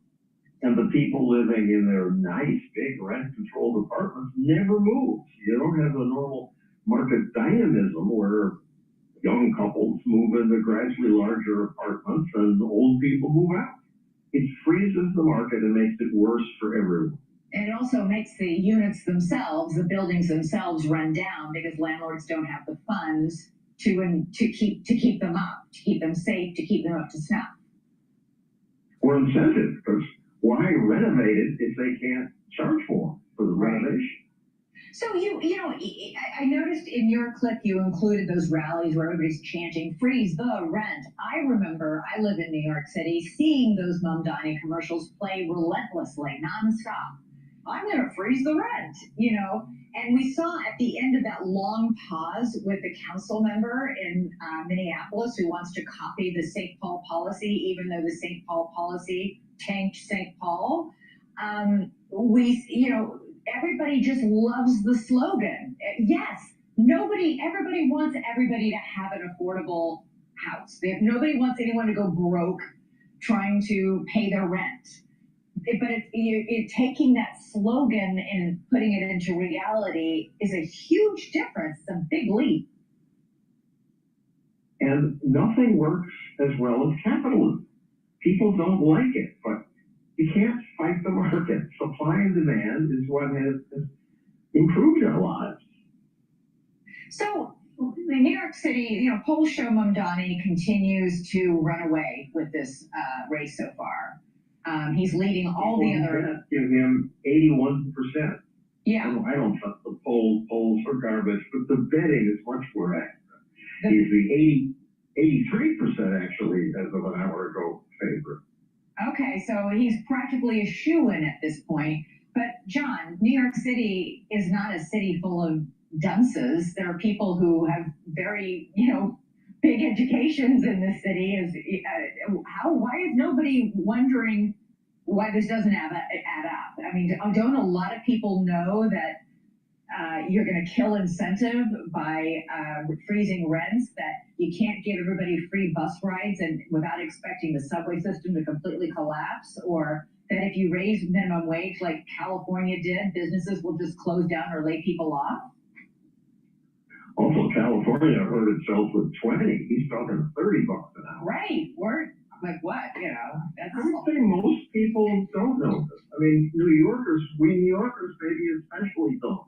A lot of young people with these Ivy League educations just believe in these progressive ideas. Oh, his heart is in the right place. He wants to help people. And they just haven't paid attention to how these policies have always failed. Yeah, I think also his very slick, very sophisticated social media campaign has helped with that generation as well. Although, as we just said in the lead-in to you, John, more young Americans are registering Republican than Democrat across the country. Not in New York City. and I should also say, he's not a shoo-in. I mean, 80% means there's still a 20% chance he won't win. We'll see. How are you sleeping at night, John? You're getting ready to move out of New York City if he gets elected? I'm not worried. There's no limit to how much politicians can hurt us. Fortunately, most of life is outside politics. Our families, our friends, it's also governed by well beyond the mayor. We'll do okay in New York City. And despite what the media tell you, life's pretty good in New York City. It is pretty good. All right, John, great to see you. Thanks so much. Thank you for watching. Subscribe below and download our News Nation app right now on your... Mamdani is going to turn New York into a shithole. Please go to my store, the-studio-reykjavik.com, and get the ubiquinol. Ubiquinol is the most bioavailable form of CoQ10 that you can get. Most people that take CoQ10, most likely you're taking the wrong kind. There's nothing better than what I have in my hand. Please go to my store, the-studio-reykjavik.com, get the ubiquinol. It's an antioxidant. It's going to soak up free radicals. It's going to help the health of the mitochondria. It's going to boost up energy levels and protect your neurons. Super important. If you're 40 years of age or older, you better start protecting those neurons because you're going to know a lot of people around you that are going to have early onset of dementia. NAD Plus is a supplement that boosts up your NAD Plus levels, boosts up your energy, helps to repair DNA damage in your cell and in your mitochondria, and NAD Plus protects neurons. So a great neurostack is ubiquinol with NAD Plus. So please go to my store, the-studio-reykjavik.com, and get that stack. Also, collagen. Collagen will help with your skin, your hairs, your nails. Also, it's going to help with your musculature, your bones, your joints, your cartilage. Super important. It's a powder. This is a month's supply. Mix it with soft foods, filtered water, a smoothie, or even with milk. Take it every day and do resistance training. Super important to take. So please go to my store and take the collagen. It's dual purpose. Very high quality collagen. It's not the regular stuff that you would buy at a health food or supplement store. It's very high quality. The typical amino acid profile is shown on the screen here, and you can read the label on my store. Also, I have dual purpose deodorants. You use it as a deodorant every day, but it'll also help to detoxify your body. It's for males and females. It has no aluminum, no baking soda, made from essential oils from the Himalayas. There's no deodorant bar better than this. Please go to my store and get the peppermint, lavender, and tea tree, or the citrus, Get a couple bars for your household, help support the work that I do. Has no aluminum and no baking soda. Again, made from essential oils from the Himalayas. Very high quality and it'll help to detoxify your body.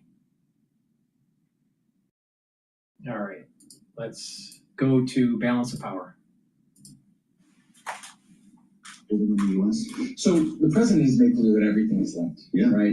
In fact, earlier he talked about these all-encompassing deals that would touch on all aspects of the relationship. Now, the deal that we saw on the 31st didn't include that. It didn't touch on how much South Korea contributes to its own defense or what it contributes to help support the U.S. forces on the peninsula, which the president has railed against in the past, demanding upwards of 5 to 10 times what South Korea contributes a year to keep U.S. forces on the peninsula. Going into the summit, we here at Bloomberg had talked about how that issue was likely to be one of the most contentious, and that kind of finding a way to get through that would be Lee Jae-myung's largest challenge. But now it's unclear if he's even going to get that far, right? Certainly what we see in public when they go into the Oval Office is just one aspect of the meeting, but it certainly will put, will color the rest of the discussion. And so, in addition to this comment about churches, he also talked about, going after U.S. military bases, some comment there.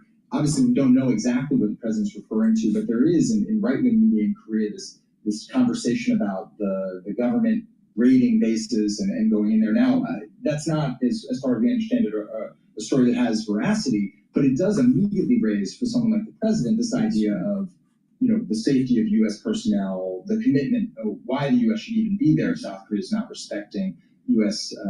forces in the way he believes. We only have about a minute left, Adam. Lee's government is apparently looking to normalize relations with China. Does that continue? Does that effort continue if he leaves here with a finalized deal with the U.S.? So Lee Jae-myung set out from the start with this idea of kind of resetting relations, right? Definitely a different take than his predecessor that was very combative against China. But at the same time, there are real limits on how far South Korea can go. Now, I think no matter what happens here today, we're going to see a less hawkish South Korea in relation to China. There's going to be more outreach, bigger desire to have Xi Jinping come to Korea for the APEC summit in November. But I think either way, we're not going to see a full rapprochement with Beijing because China has a lot of influence in the South Korean economy, and the last thing South Korea wants to do is exchange the leverage that the U.S. has over South Korea for the leverage that China has over South Korea. Well, I hope you brought a good gift for the president. We'll find out together. Adam, come talk to us once the visit occurs, and we'll have a sense of your thoughts here when they turn this over to questions with the media, assuming there are questions. We'll bring you in the Oval Office live for that bilateral meeting a short time from now. Straight ahead, Christopher Smart from our growth group will join us, get his sense of these deals and the idea of the government taking a 10% stake in publicly traded Intel. It's all ahead on Bloomberg.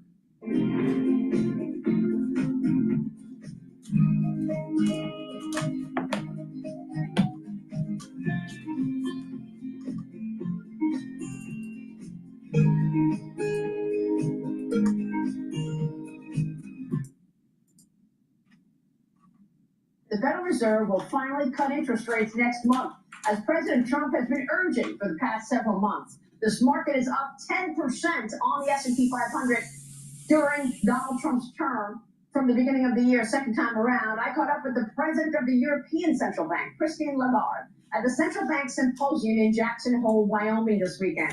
And I asked her why she's been cutting rates at least 8 times by 200 basis points in the last 16 months, even as Jay Powell has declined to do so.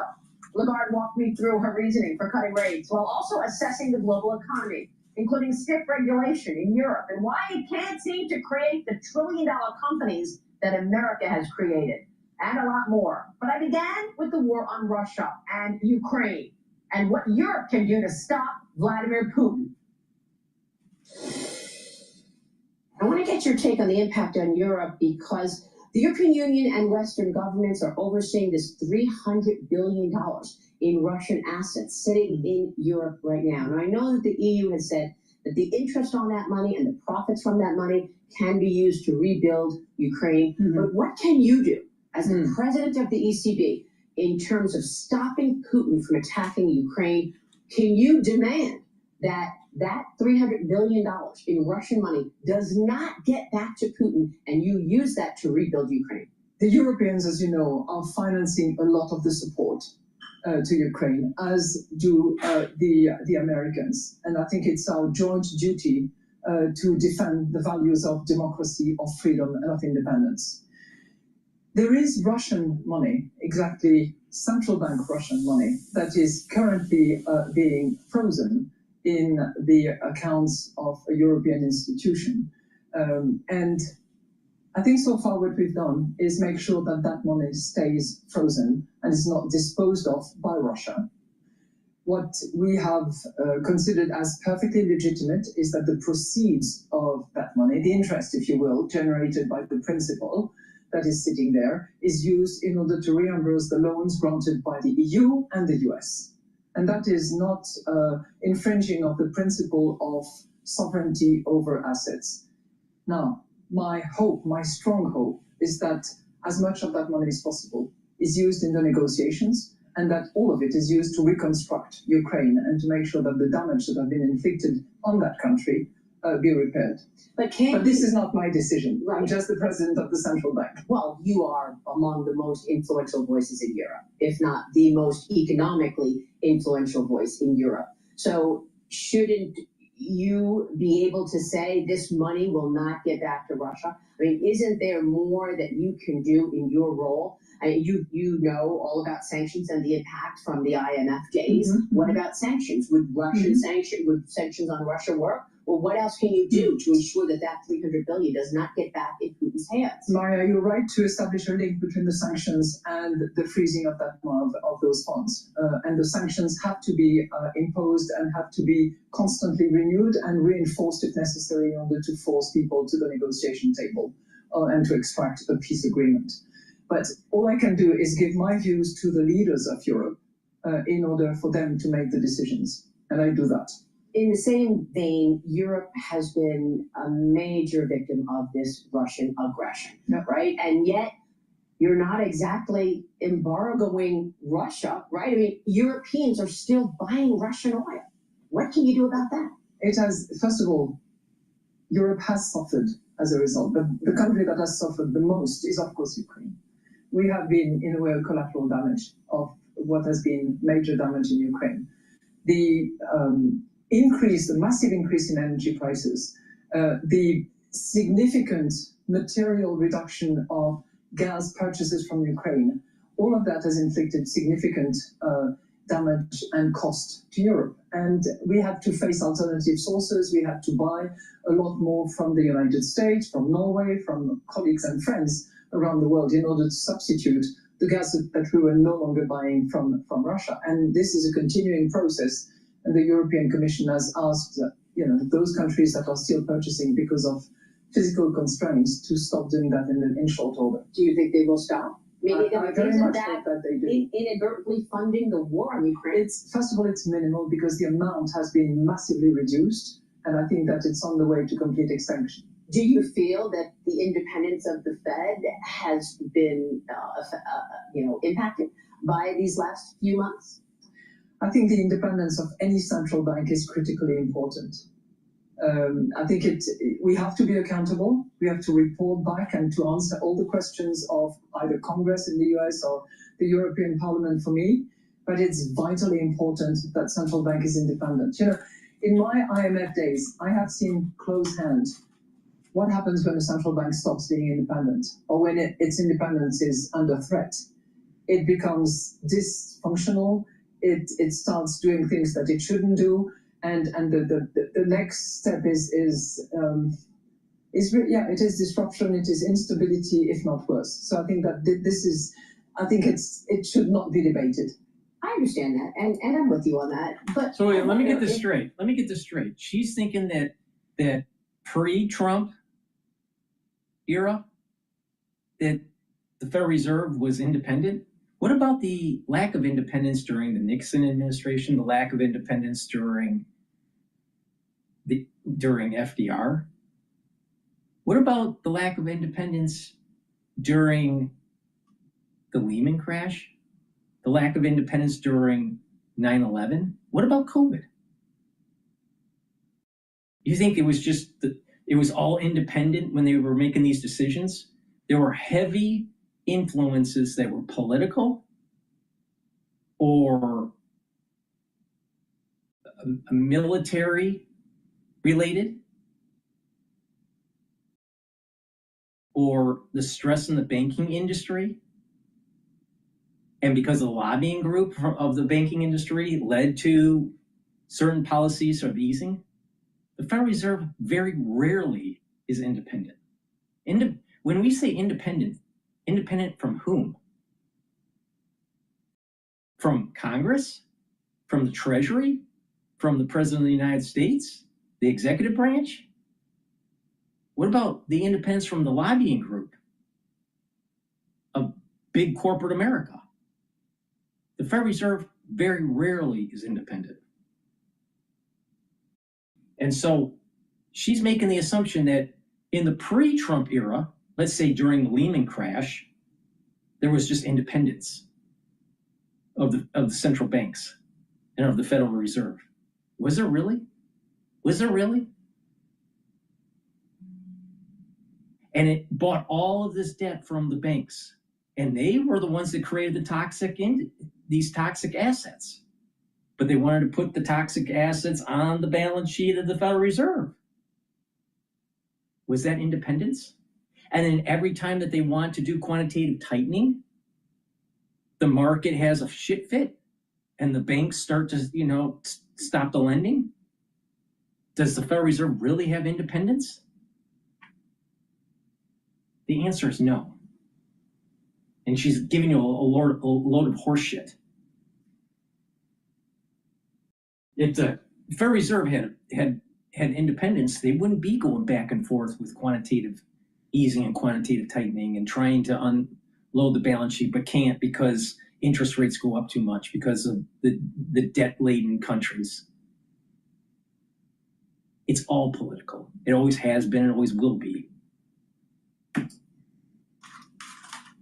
Critics are onto something when they say maybe the Federal Reserve already violated its independence by, as soon as Jay Powell got into office, he came up with all of these climate rules and DEI rules. Oh, they did. No, they did. They said they wanted to have a mandate, but then he also put climate rules and regulations in place and DEI regulations, and then cutting interest rates 2 months before an election, and then after an election when Donald Trump won, saying, oh, never mind, I'm not going to continue cutting, I'm focused on inflation now. And on climate change, I disagree with you. I really disagree with you because as part of our mission, the ECB must do supervision of the banks, right? It's a separate umbrella, but it's part of the ECB. And in the supervision of banks, it is our duty to check the climate change risk to which banks are exposed. Why? If I have a Why? See what I mean? See what I mean? Is the central banks really independent? Independent of, for thought? Independent of political persuasion? The Federal Reserve should worry about its monetary supply, how it affects interest rates and how it affects employment, not how it affects climate change. No, what they're trying to do is create an institution that is not beholden to the executive branch or the legislative branch and can be captured by other entities that are not elected to push that agenda. AKA, here's a perfect example, climate change through the central bank. And she's the fucking poster child for it. A house which is located by the ocean line, and there is a risk of fraud, or there is a risk of that house never being insured again. It has to be taken into account in the balance sheet of the banks. So that is risk management at its basics, and we are the. But there's a mechanism outside of the central bank for doing that. If people can't build homes along the shore because they can't be insured, they'll stop doing it. There's a feedback loop outside of the banking industry. If banks feel as though they're not going to be able to get their money back, either from the insurance companies or the person that has the land that lost their home during, let's say, some sort of flood, doesn't pay back the loan, banks will stop loaning in that area, or raise the interest rate so high that it becomes prohibitive. There is an invisible hand market mechanism that does not need to be pushed by the central bank. But the central bank is independent of thought, independent of politics. Yeah, right. Yeah, right. Bullshit. That at the ECB. I think the Fed has been very, very much on the fence in relation to climate change. And I wouldn't say that the Fed has been actively participating in any of our debates on climate change, including from a risk management perspective. Hey, it's Will Kane. Click here to subscribe to the Fox News channel on YouTube. It's the best way to get our latest interviews and highlights. And click to subscribe. All right, let's go back to Bloomberg. Very little guidance from the Fed leading up to those meetings. And so the chairman's speech becomes all that much more important and that much more carefully dissected, particularly in this moment with not just very important economic cross currents, but obviously the pressure from the White House on Jay Powell himself, on some of his Fed colleagues. There's just a lot of noise in the background. The one thing I would say is, it's pretty easy to do one cut or maybe even two cuts between now and the end of the year. It's next year, to my mind, that becomes much more complicated. As Jay Powell said in his speech, the risks to inflation, right now inflation is cooling, but the risks are still to the upside. Meanwhile, on the job market, the risks are to an even weaker picture there. So if you sort of fast forward to January 2026, it becomes a much more difficult set of cross currents that the Fed's going to need to balance. And then you add on top of that the change in personnel, maybe continuing pressure from the White House. And I think the markets are going to have to absorb a whole lot of different a whole lot of different signals to balance.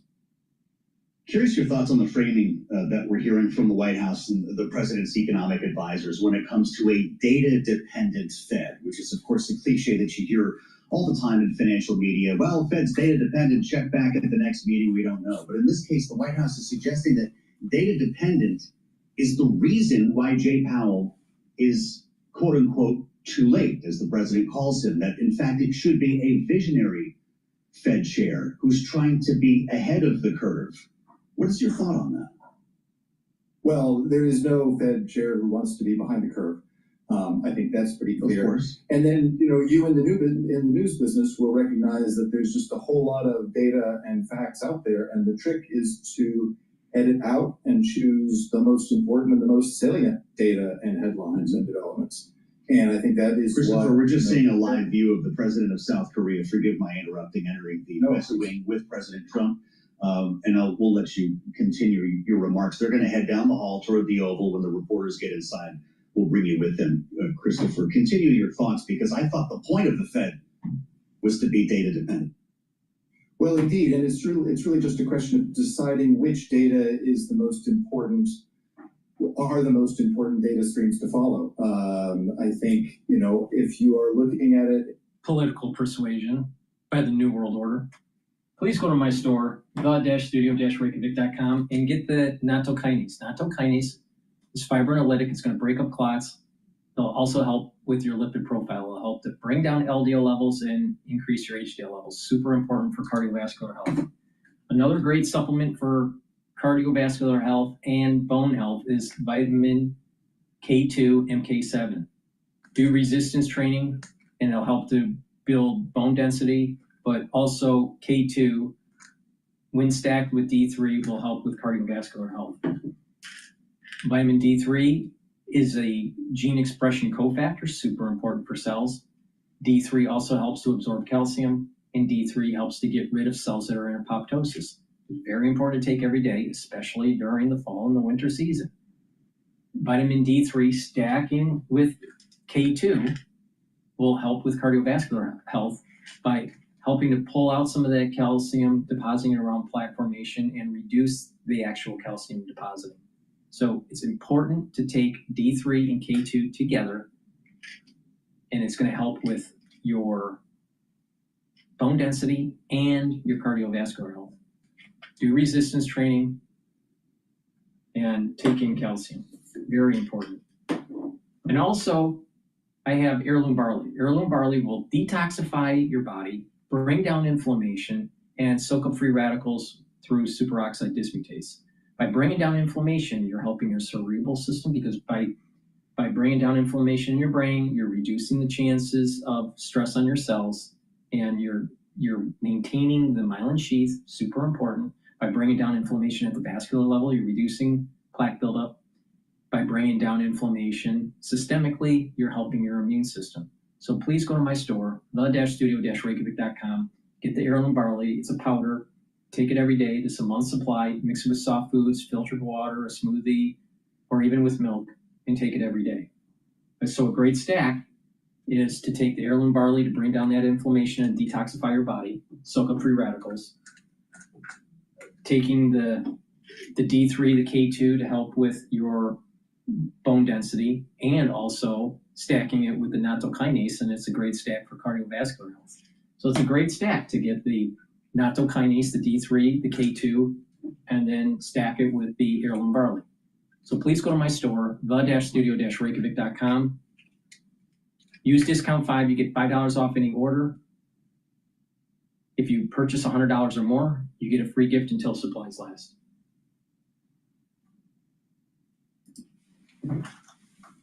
Announcement earlier this afternoon, or earlier this morning. I think that was probably not on anybody's bingo card in the Korean delegation. No, I bet it wasn't. As Christopher refers to the post on Truth Social, and he was asked about this in the Oval earlier today. All caps, what is going on in South Korea? Seems like a purge or revolution. We can't have that and do business there, he writes. I am seeing the new president today at the White House. Thank you for your attention to this matter. You got 3 exclamation points on that one, and it's very unclear exactly what he means by this. But we have quite a bit of leverage in this conversation, Doctor, whether it's China, right, whether it's the presence of American troops on the peninsula. Donald Trump could make some news here in a minute. Well, I'm sure he will make news. I think there is a lot going on in Korea right now. For anybody studying history of the region, it is remarkable. President Lee is just coming from a bilateral meeting in Tokyo. The relationship between Korea and Japan has historically been fraught, of course. It's been a high priority for all U.S. administrations to try and reconnect those two countries as we, together with the United States, try and create a strategy to balance China's growing military power. There's a trade deal going on, as you mentioned earlier, with your colleagues, where Korea has committed to invest, I think it's $350 billion in the U.S., including in shipbuilding. In return for that, they were able to match auto tariffs that the Japanese government was able to secure for 15%. So on paper, at least, it looks like a very good deal for Korea in the context of what other countries have been getting. And then, of course, there's the North Korean wild card, where President Lee has been trying to, or hopes to, make progress warming the relationship with the North. President Trump, as you recall, had a very high-stakes summit with President Kim in his first term that led nowhere. Unclear whether President Trump will want to re-engage with President Kim, given what's going on in the Putin-Russia front. But as I say, there are a lot of different, very important, very high-stakes questions to be resolved. And this last-minute tweet on the part of the president kind of adds a whole new dimension that I'm not sure probably was designed to maybe throw the Korean delegation off balance a little bit as he tries to secure what he wants to secure from this meeting. Something we've seen before.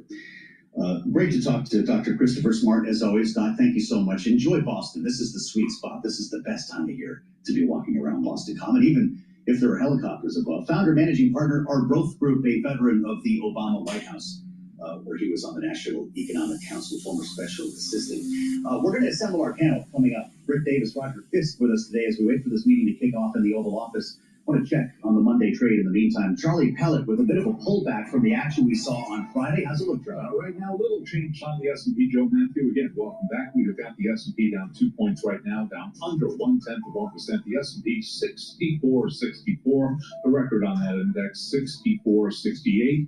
Dow Jones Industrial Average down 226, also pulling back from Friday, down 0.5%. But NASDAQ higher by 56 right now for the NASDAQ Composite Index. That is a gain of 0.3%. A rally that put stocks on the brink of record sputtered. Bond yields rose as euphoria around Federal Reserve rate cuts eased ahead of a key inflation reading. The 10-year 4.27%, the 2-year right now 3.72%. Gold a little change, up $1 the ounce, 33.72, up under 0.1%. West Texas Intermediate crude up 2.2%, 65.05 a barrel. And Bitcoin now up by less than 0.1%, 112,813 on Bitcoin. As for what's driving the market right now, Keith Lerner is Chief Market Strategist at Truist Advisory Services. My big picture is, the rate cuts on the margin are positive, but it's not the main driver. I mean, think about the market this year. We're up double digits and the Fed hasn't cut. So you want to keep that door open, but I don't think it's the most important thing. I think those earnings are actually the most important. We just had a great earnings season. Keith Lerner of Truist Advisory Services. Deal news on this Monday. Texas-based Crescent Energy has agreed to buy rival shale oil producer Vital Energy for about $733 million. Right now, we do have shares of Vital surging by 14.8%. Crescent Energy is down by 5.3%. For on-demand news 24 hours a day, subscribe to Bloomberg News now wherever you get your podcasts. I'm Charlie Pellet. Back we go to Washington. Once again, your host, here is Joe Matthew. Okay, many thanks, Charlie Pellet. His read on Wall Street here at the lunch hour as we consider the potency of the sandwich guy. I wonder what Charles Dunn is doing right now on this Monday in August. Having lost his job a couple of weeks ago, well, it was just about a week ago, after he threw a sandwich at a federal officer here in Washington, D.C. Maybe you heard about this, maybe you actually saw it when it happened. This guy running through the streets, looked like maybe he'd had a little fun that evening. He got face to face with a federal officer and started screaming at him to get out of the city after he threw a Subway sandwich at the officer. A CBP agent who was patrolling Metro Transit Police alongside Metro Police in Northwest D.C. about a week ago. Sandwich guy was arrested. The sandwich guy also lost his job at the Department of Justice, and sandwich guy has become an icon. Are you seeing this on YouTube?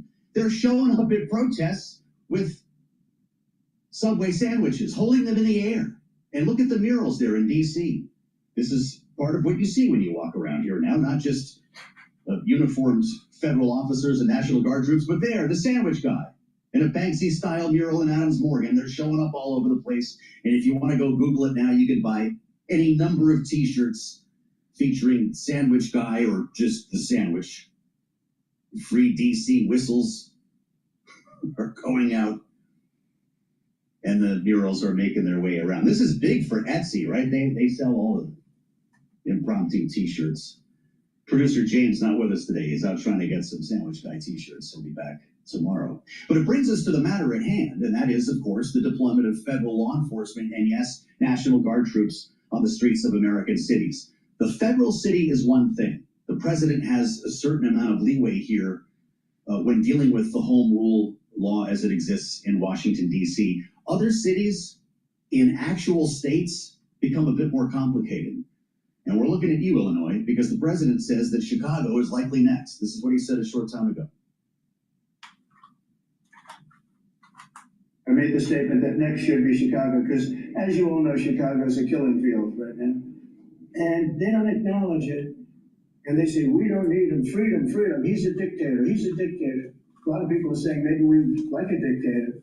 I don't like a dictator. I'm not a dictator. I'm a man with great common sense. I think we should really let them have their city, let their city go to hell, and when they come and beg us to help. The only problem is we want to save it for the big, because the people want us there.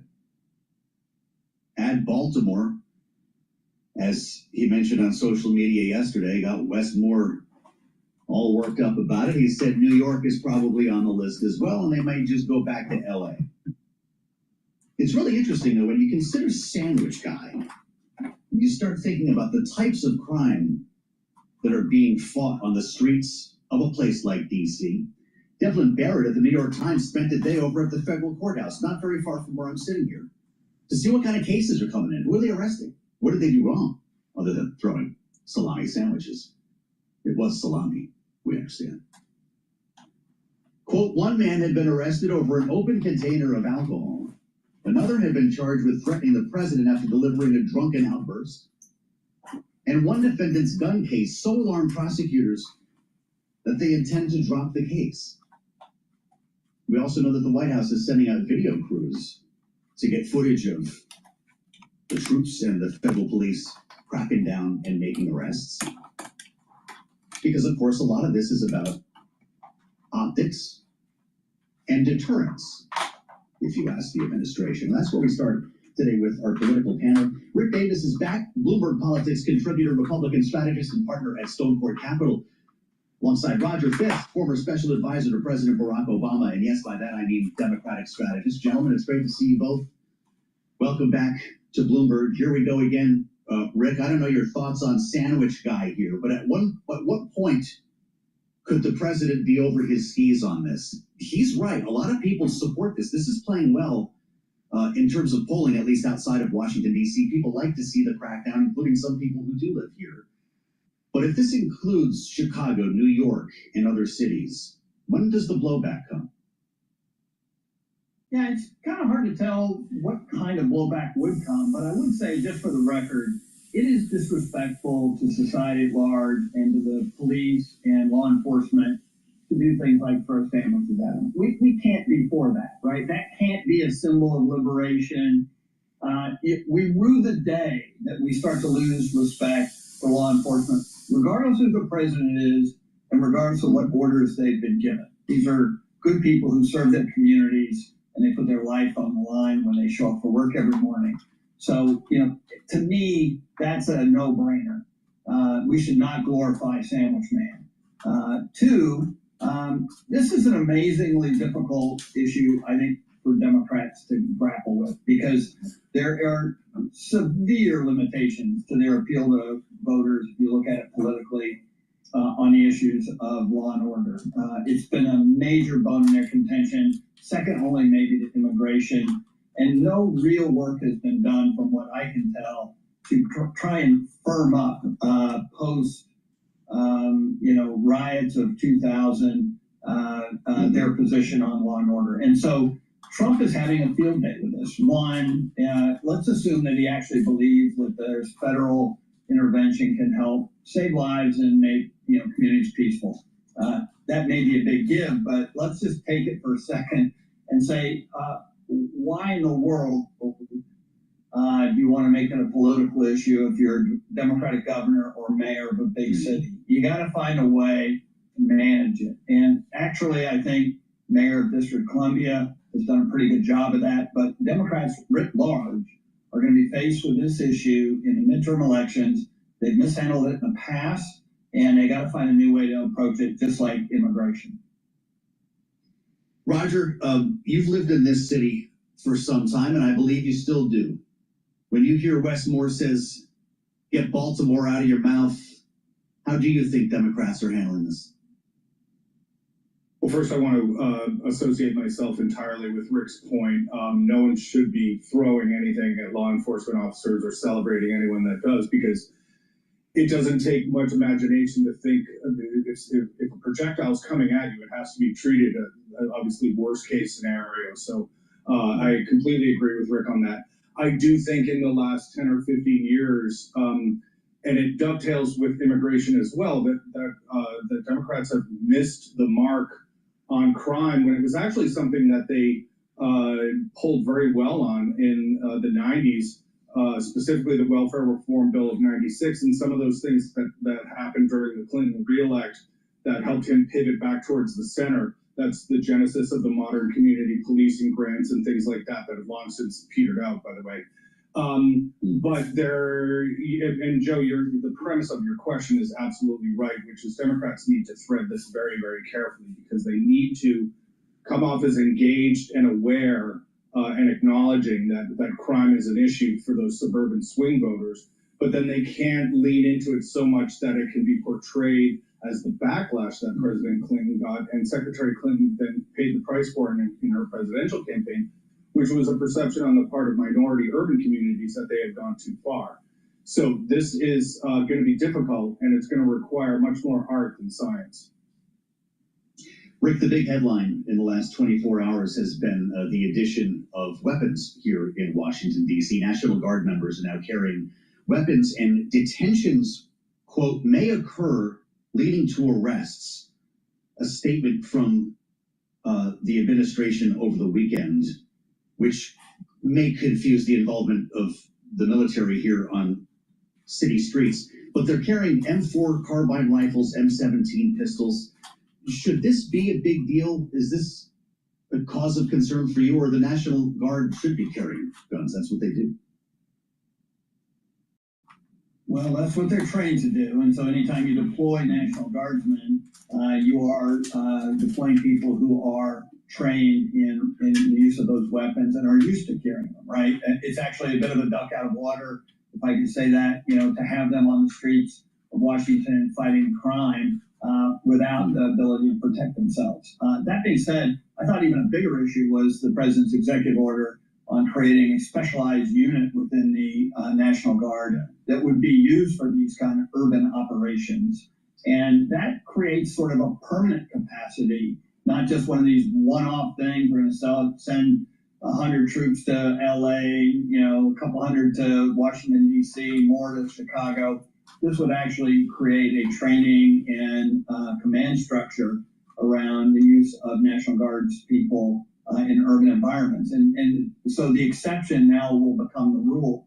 But the really interesting thing that he indicated today, as relates to our earlier conversation, Roger, I think was spot on with the Democratic political conundrum on law and order, is, gee, maybe we ought to have Congress vote on this, right? Because what he wants isn't to pass that bill. He probably has authority to do it as president. He wants Democrats to vote against it going into the midterms. And I thought that was a pretty shrewd move on his part. Well, that's the political construct here, Roger. Democrats have a lot to think about. I will note, as CBS wrote as well, following some of the National Guard troops around to see what they were doing, seen in many cases with sidearms as they were patrolling at Union Station, the big train station here near the Capitol. Some troops have fed squirrels, it says. One Guard member helped a woman carry her belongings down the stairs in a train station. Others have been seen taking photos with passersby, standing around, chatting, drinking coffee, talking with tourists. Roger, does that reinforce the idea that this is in fact about optics and not about law enforcement? Well, the whole idea that they're parked down along the mall, I guess, policing how much. Didn't Trump say in the Oval Office that there's no deaths in the last 10 days or 2 weeks or whatever it was? And the crime is way down? So is it just optics, or is it actually results? I tell you, the host on... This is a serious one. No one questions that the National Guard is trained. The host on Balance of Power is always demonizing Trump. He can never say anything positive about Trump. Never. He's condescending. So a lot of what police officers focus on now is keeping things from a boiling point, trying to bring in a female officer if it's a domestic situation so that they can split a husband and a wife and get them comfortable talking to the law enforcement officers that are trying to intervene. All these things that are based on de-escalation, search and seizure procedures, all these different things that the National Guard is not trained to do. And we have a tendency in this culture, we do it with nurses, we do it with teachers, and we do it with cops, is to put people in situations where they're not trained to either be a mental health counselor in schools or a first responder for a teacher or any number of things. And I don't think that we're putting the National Guard in a situation where they can actually exercise their skills because they're not necessarily trained to do anything other than go straight to that worst case scenario, which is when a weapon does need to come out. So largely, I think it's performative. I can see, obviously, the political benefit that the president is reaping from it. But similar, almost his tweet about the South Korean president, one wonders kind of what is the framework here? What's the end game? What's the life cycle of this? And all of this remains undefined. Is it a month? Is it a year? Is it 5 years? Like, how long does this go on? And those are the things that I think reflect the lack of a programmatic policy core to him as an individual and the administration writ large. A great conversation with Roger Fisk and Rick Davis here on Balance of Power. We've got our eyes on the Oval Office. I do want to mention that the president has sat down, President Trump has sat down with President Lee of South Korea. The press pool has been assembled, and we'll bring you in the room for that. Unless you want to do that now, Justin, we want to bring some of these remarks here to you as these two world leaders meet the press. Let's go live to the Oval Office now on Bloomberg. 김정은 위원장 말씀을 하셔서 그런데 사실 대통령님 덕분에 이 북한하고 이 한반도 관계가 매우 안정적이었습니다. 그런데 I guess we're shy a translator here, so when President Lee wraps his remarks, we'll bring you back here to the Oval Office. This is live, obviously, on Bloomberg Radio. I'm Joe Matthew in Washington, and this is Balance of Power as we spend time with Rick Davis and Roger Fisk. And we'll talk more with our panel in our second hour about the trade issues and the geopolitics involved in this discussion. This is pretty high stakes. Whether this was on your radar or not for today, the president's going to be talking about U.S. troop deployments, the commitment of our military support on the peninsula. As we talk about the economy and our relations with China, the president posting on Truth Social earlier that a purge or revolution was somehow underway in South Korea, which brings us to this conversation now, and one that we want to hear much more about. Speaking through his translator, President Lee says, thanks to your efforts, when in term one, the situation on the Korean peninsula was stable. But during the time when you were out of office, North Korea developed further its nuclear and missile capabilities, the president interjecting, and they would not have done that if I had been president. Donald Trump talking with reporters earlier about his great relationship. He said he knows Kim Jong-un better than just about anyone other than his sister. We'll get back to the Oval in just a moment as we share time with Rick and Roger. Rick, we've been talking about crime on the streets, and maybe Donald Trump will mention this, but this is a pretty important meeting when it comes to geopolitics, when it comes to trade and our cooperation economically in the face of China. There is apparently an overture here by President Lee to invest in American shipbuilding, which recalls some of the other overtures we've seen from nations who are trying to get in the good graces of President Trump. What do you expect to come from this session today? Yeah, there was a lot I guess I'm being told to go to President Trump now, Rick. I'm sorry. Let's go back to the Oval Office on Bloomberg. Will make relations better. You'll help that. You had a lot of leaders. I've got through a lot of leaders in South Korea. You know, it's been quick. You'll be there for a long time. But we, in the various leaders that I've dealt with, they were not approaching it properly, in my opinion, having to do with North Korea. But I think your approach is a much better one. 네, 그렇게 하도록 하겠습니다. 김 위원장이 바이든 전 대통령을 만나고 싶어 하지는 않았지만 나는 만나고 싶어 할 것 같습니다. 그래서 그런 시도를 하겠고요. 내가 한국의 지도자들을 여러 번 만나봤는데 제 개인적으로 생각으로는 대북 정책이 그렇게 적절하지 않지 않았나 하는 생각이 듭니다. 그래서 이 대통령께서 그 적절한 대북 정책을 통해서 좀 더 발전을 진전이 있었으면 하는 생각입니다. 저의 관여로 남북 관계가 잘 개선되기 쉽지 않은 상태인데 실제로 이 문제를 풀 수 있는 유일한 인물이 트럼프 대통령이죠. As I mentioned on this conversation between President Trump and President Lee, and I suspect I'll be going back there any moment now as we spend time with Rick Davis and Roger Fisk. Rick, I asked you a question about the stakes surrounding this meeting. How important will be its outcome? Yeah, look, I think this is a critical relationship in the broader geopolitical struggle with China. And there's been a lot of progress. As you mentioned earlier, one of the big focuses that this administration has is to bring back shipbuilding to the U.S. industrial capability. South Korea is one of the largest shipbuilders in the world, second only to China. They offered to invest $150 billion into the U.S. shipbuilding programs that made really put a little catalyst behind Donald Trump's initiative. They tomorrow are going to visit in Philadelphia the Hanwha shipbuilding operation, giving some photo ops to the initiative and talking about how important it is to our strategic capabilities. And so that is a very, very strong message between the relationships between South Carolina and the United States.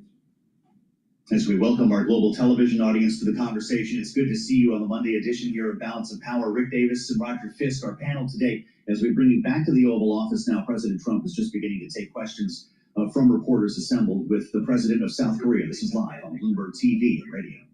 And it's good to get along with Kim Jong-un, and it's good to get along with everybody, including President Lee. It's good to get along, and I get along with the foreign leaders. You see that with the biggest group of foreign leaders that we've ever had. Don't forget the European Union was here also representing a large group of countries just recently. So I believe that we're going to get that war straightened out. We're going to get it done. I don't know that they'll meet. Maybe they will. Maybe they won't. They'd like me to be at the meeting. I said, you guys ought to work it out. It's between you. It's not us. Now, in the meantime, we're not spending any money on, as you know, on Ukraine. We're selling military equipment to NATO. NATO now is taking in, excuse me, NATO now is taking in a large amount of money from the countries. They're taking in 5% of GDP versus 2%. They're paying the 5%. They never paid the 2%. Most of them, or a lot of them. NATO has a lot of money. We are selling military equipment to NATO at full price, and NATO's distributing that equipment to wherever they are. I mean, perhaps to Ukraine. So NATO's working with Ukraine. Biden was giving hundreds of billions of dollars, just willy-nilly, just giving money. He had no idea where it was going. It was terrible what was happening. So we're not involved anymore in terms of the cost. We're in for $350 billion. As you know, I also got the rare earth deal done with Ukraine, which was worth much more than the $350 billion. But I'm not interested in the money so much, even though we've done a great job in that regard. I'm not interested in that. I'm interested in stopping a war where last week 7,109 soldiers died, both Russian and Ukraine. Such a waste of life and humanity. They're not from this country. They're not from any other country other than Ukraine, for the most part, other than Ukraine and Russia. But it's a very important thing to me to stop it. I stopped 7 wars that were raging, one for 31 years, the Congo, and as you know, Rwanda, one for 35 years. I don't have to go into them, you know the list better than I do. But we stopped a lot of wars, including, if you think about it, India and Pakistan, which was probably 2 weeks away from being a nuclear war. They were shooting down airplanes all over the place. So I'm very proud of that. I thought this would be, in many ways, the easy. This has nothing to do with South Korea. Please go to my store, the-studio-reykjavik.com, and get the Gladiator Barley. This stacks well with Myotrol. Myotrol helps for gene expression to build muscle. Gladiator Barley will help to build muscle. Do resistance training. Take it every day. This will also bring down inflammation. You'll recover quicker during your workouts. It'll help with your cardiovascular health. It'll help with your immune system and your cerebral system. By bringing down inflammation systemically, multiple systems start to improve. Super important. It also helps to detoxify your body and brings down free radicals. So take Gladiator Barley daily. Now, Boomer Boost has 68 nutrients. It has a very comprehensive compound profile. So read the label on my website. Take this every day. This is a great way to help with your heart and your vascular system, your brain function, your musculature, rev up your metabolism, and boost up your energy levels. You should be taking this every day. You can stack it with heirloom barley or Gladiator barley. And this can help you to lose weight if you want to lose weight. To use this to lose weight, take this for your breakfast or for your lunch, either or. Take it with soft foods like yogurt or hummus or applesauce, and that's your meal for that part of the day, breakfast or for lunch. And then a balanced meal for dinner and for your other meal. Now, when you do that with proper exercise, that means cardio, resistance training, balancing, and stretching exercises. A little bit heavier on the resistance training. That way you're building muscle and you are losing weight safely. And by changing your lifestyle, by eating properly, restrictive calories, by taking the proper supplementation that will rev up your metabolism, you're going to have a steady burn of energy throughout the whole day. Now, if you don't want to lose weight, you can still take Boomer Boost. You just take your normal calories and you just mix it in soft foods, filtered water, milk, or a smoothie, and you drink it as a supplement. But this is very powerful stuff that helps you to get healthy. So please go to my store, the-studio-reykjavik.com, get the Boomer Boost. It stacks really well with Gladiator Barley and Myotrol. It helps to control your A1C levels, so it's great to try to bring down your blood glucose levels. So please go to my store, the-studio-reykjavik.com. Use discount 5, you get $5 off any order. If you spend $100 or more on an order, you get a free gift until supplies last. For whatever reason, it's unbelievable that he did. But we have a very good relationship militarily. They would say, but we gave you land. I said, no, you didn't. You lease us land. There's a big difference between giving and leasing. And maybe one of the things I'd like to do is ask them to give us ownership of the land where we have the big fort. You know, we spent a lot of money building a fort, and there was a contribution made by South Korea, but I would like to see if we could get rid of the lease and get ownership of the land where we have a massive military base. Thank you, Mr. President. How are you planning to make? I also want to ask this question to Mr. Who are President. you with? I'm Song Mi-jin. I'm from South Korea. Thank you so much. So as mentioned earlier, the United States is South Korea's most important and closest ally. So in this point of view, I would like to ask you and also President Lee, what do you think are the key ways to make the South Korea-US alliance greater? Well, I think it's great now, and I feel very warmly toward South Korea. I will tell you that I have a lot of people in business that I deal with that are from South Korea. They love Trump because they feel I've saved. I think you would have had a nuclear war if I weren't. I think you would have had a nuclear war, North Korea and South Korea. I think it would have been a disaster. You're only 60 miles away from Seoul. They don't even need nuclear. They have their cannons, you know, howitzers. They have them buried in the mountain. You know what I'm talking about. And I think you would have had, if I didn't win that election, if Hillary Clinton, crooked Hillary won that election, I think you would have had a nuclear war. It would have taken place, and it would have been horrendous for everybody, including them. It would have been very bad for them because we would have had to enter the picture, and we are the most powerful nuclear country in the world by far. Russia's second, China's third. China's going to catch eventually, 5 or 6 years. They're working to catch. One of the things we're trying to do with Russia and with China is denuclearization, and it's very important. One of the things I discussed with President Putin the other day, it wasn't just that, it was also other things, and I think the denuclearization is it's a big aim, but Russia's willing to do it, and I think China's going to be willing to do it too. We can't let nuclear weapons proliferate. We have to stop nuclear weapons. The power is too great. Okay? Thank you. Mr. President, I'd like to ask you a further question about South Korea and US alliance. I'm Anna from the Korea Times. And I'd like to ask you about the trade deal that's on the table.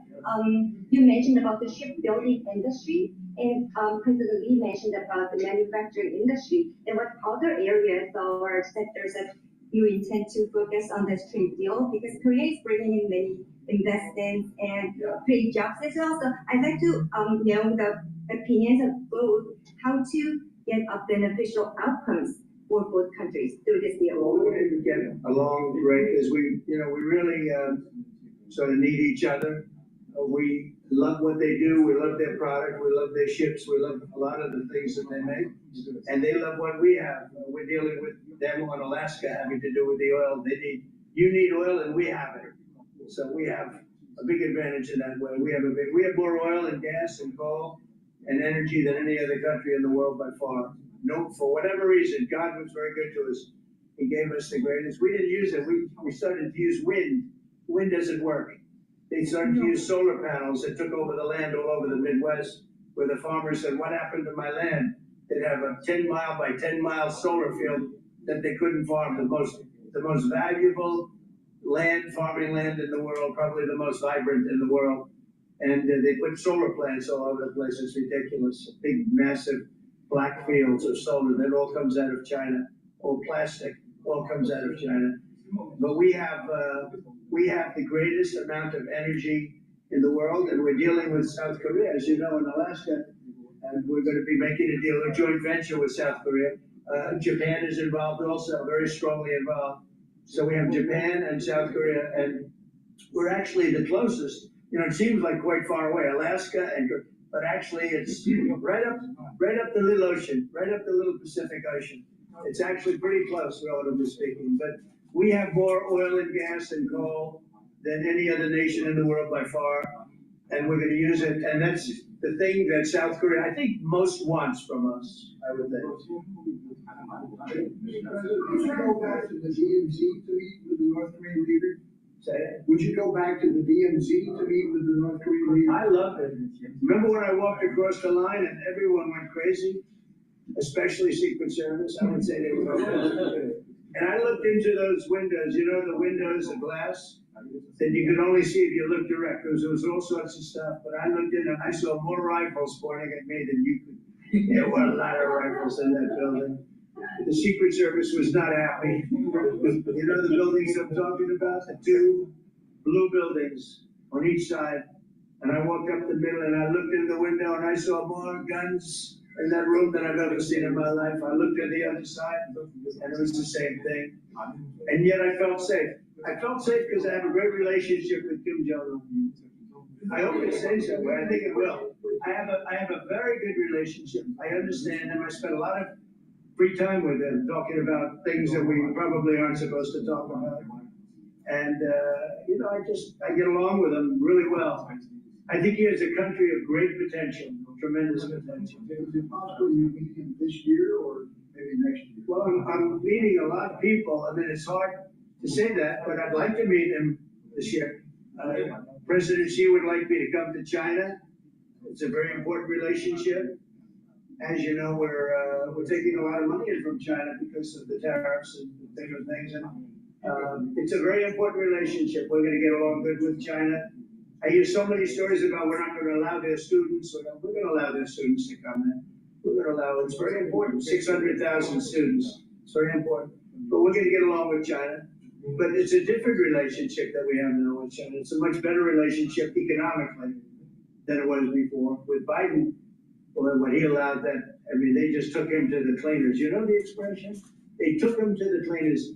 I'm sure they have an equal expression in South Korea, but they took that guy out for a ride like nobody's ever been ridden before. Terrible. But we have a very strong relationship, Howard, I would say, economically with China now, getting much better. They have to give us magnets. If they don't give us magnets, then we have to charge them 200% tariff or something, you know. But we're not going to have a problem, I don't think, with that. I think that's perhaps behind us. You know, China intelligently went and they sort of took a monopoly of the world's magnets. And nobody needed magnets until they convinced everybody 20 years ago, let's all do magnets. There were many other ways that the world could have done. But so it'll take us probably a year to have them. So we're heavy into the world of magnets now, only from a national security standpoint. But we have a powerful thing. It's airplane parts. They have many Boeing jets. You know, they have 200 jets that didn't fly. And I've sent them all, based on his word, I sent them all of the parts so their planes can fly. I could have held them back. I didn't do that because of the relationship I have. And they're flying. Their planes are now flying. You know, we had 200 of their planes were unable to fly because we were not giving them Boeing parts purposely, because they weren't giving us magnets. Therefore, we weren't giving them. But we have a much more powerful thing that's tariffs. If we wanted to put 100%, 200% tariffs on it, we wouldn't do any business with China. And, you know, it would be okay too if we had to. But the magnet situation, we have tremendous power over them, and they have some power over us with magnets. We're going to have a lot of magnets in a pretty short period of time. In fact, we'll have so many we won't know what to do with them. But you know the story. It's a very interesting history with magnets. And really it's because presidents, not being business people, they allowed that to happen. And they shouldn't have. But we have much more I mean, look, in terms of playing the cards, we have much bigger and better cards than they do. But with that being said, I think we have a great relationship. I spoke to your presidency fairly recently, and at some point, probably during this year or shortly thereafter, we'll go to China. And I think we're going to see a magnificent side of it. It's a great country. On the national view and presently actually are planning to go to China. You mentioned either this year or next year. Could you please share more details about your plans going to China and also presently? Maybe we'll run together. If you want to go together, we can share a plane. We'll save energy. We'll save a little, the ozone layer. Remember President Obama used to talk about the ozone layer, and then he'd fly to Hawaii to play around the Gulf in the 747.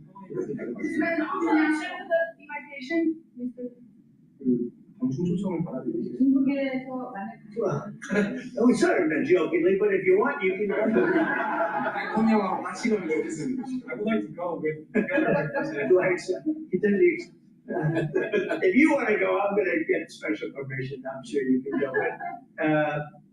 We're going to have a great relationship with China. I mean, it's happening. You see it. It's happening. They have some cards. We have incredible cards, but I don't want to play those cards. If I played those cards, that would destroy China. I'm not going to play those cards. Mr. President, on the National Guard, we talked a lot about Democratic-run cities and states. Would you also consider sending the National Guard into red states and red cities that are also seeing high crime? Sure, but there aren't that many of them. If you look at the top 25 cities that for crime, just about every one of those cities is run by Democrats. And you know, one of the bad things they did, cashless bail, if you look back on time, when they allowed a murderer out that afternoon, you know, he'd kill somebody and then a couple of hours later he's walking the streets again, oftentimes killing again rapidly. Cashless bail is a disaster. You saw we had a news conference today and that we're wiping it out in the DC, immediately wiping it out. It started in New York, I must tell you, and it's been a horrible thing for crime, especially violent crime. So we're going to end cashless bail. Yes. Thank you. When will you deploy to Chicago, and how long are you keeping troops here? That's another discussion. I really want to be appreciated. You know, when we go into a city and wipe out the crime, so DC, it sounds so horrible. I'm embarrassed to say it in front of you because they don't have anything like this. Washington, D.C., sir, has not had a murder in 11 days. Now, he's saying that's a horrible thing to hear because they don't have murders for ever. But Washington, D.C., if you go back and check, it's been many years since we went a week without having a murder. Now we haven't had, and I would say that Washington, D.C. right now is much safer than Seoul. You know why?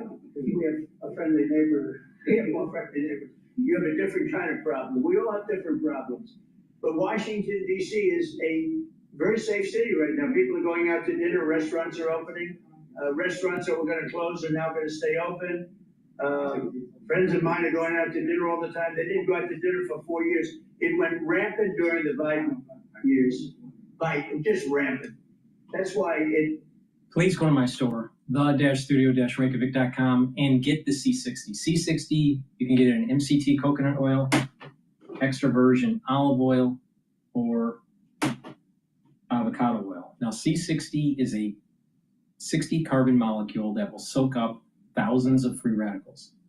All right, it's about 1,000 times more potent than vitamin C. So what that will do is that one molecule will soak up 1,000 free radicals, while one molecule of vitamin C can only neutralize one free radical. This is the reason why it's so potent. Take a teaspoon a day. You can get it in a 2 ounce, a 4 ounce, or an 8 ounce configuration. And by soaking up free radicals, you're reducing stress in the cell and in your tissues. Your cells are going to be able to have healthier mitochondria and produce more ATP, super important for cellular processes. So your tissues will perform better, your immune system will perform better, and your endocrine system. By reducing stress, by reducing the oxidative stress from free radicals in your vascular system, you are reducing the chances of plaque buildup. Because free radicals oxidize LDL, and that's one of the key components to create plaque. If you reduce oxidized LDL, if you reduce the concentration of oxidized LDL by soaking up free radicals, you're helping your cardiovascular system by reducing plaque. Now, for your neurons will benefit by reducing oxidative stress by soaking up the free radicals. Therefore, the myelin sheath will be healthier. And the neuron will perform better. The mitochondria in the neuron, you need lots of mitochondria for neurons to have the ATP to be able to work properly, to communicate between cells, produce neurotransmitters. So being able to soak up those free radicals are really important for neural health. So please go to my store, the-studio-reykjavik.com, take a teaspoon a day every day, preferably on an empty stomach for best absorption. If you work out, take it before your workout so you could soak up the free radicals during your workout, and you'll recover quicker. So please go to my store, take the C60. I've been taking C60, a teaspoon every day since 2016. It works. It's very important. It stacks well with resveratrol, ubiquinol, NAD+, clarity factor, max 35 or cleanse, boomer boost, turmeric, ashwagandha, and lignans. And the reason why it stacks so well is that if you attack the aging process from different angles, from different vector points, by soaking up free radicals in one way, and bringing down inflammation in another way, and boosting up your energy levels in another way, you're attacking the aging process. And by doing this in a holistic way, you're going to be able to speed up the anti-aging process. And you're going to be able to improve your longevity. It works if you follow my protocol. Now, the foundation of the protocol, multivitamin with a probiotic. You can get that on my store. The first pillar on that foundation is max 35, max 14, or cleanse. That boosts up that immune system. C60 is the second pillar. It soaks up free radicals, very potent.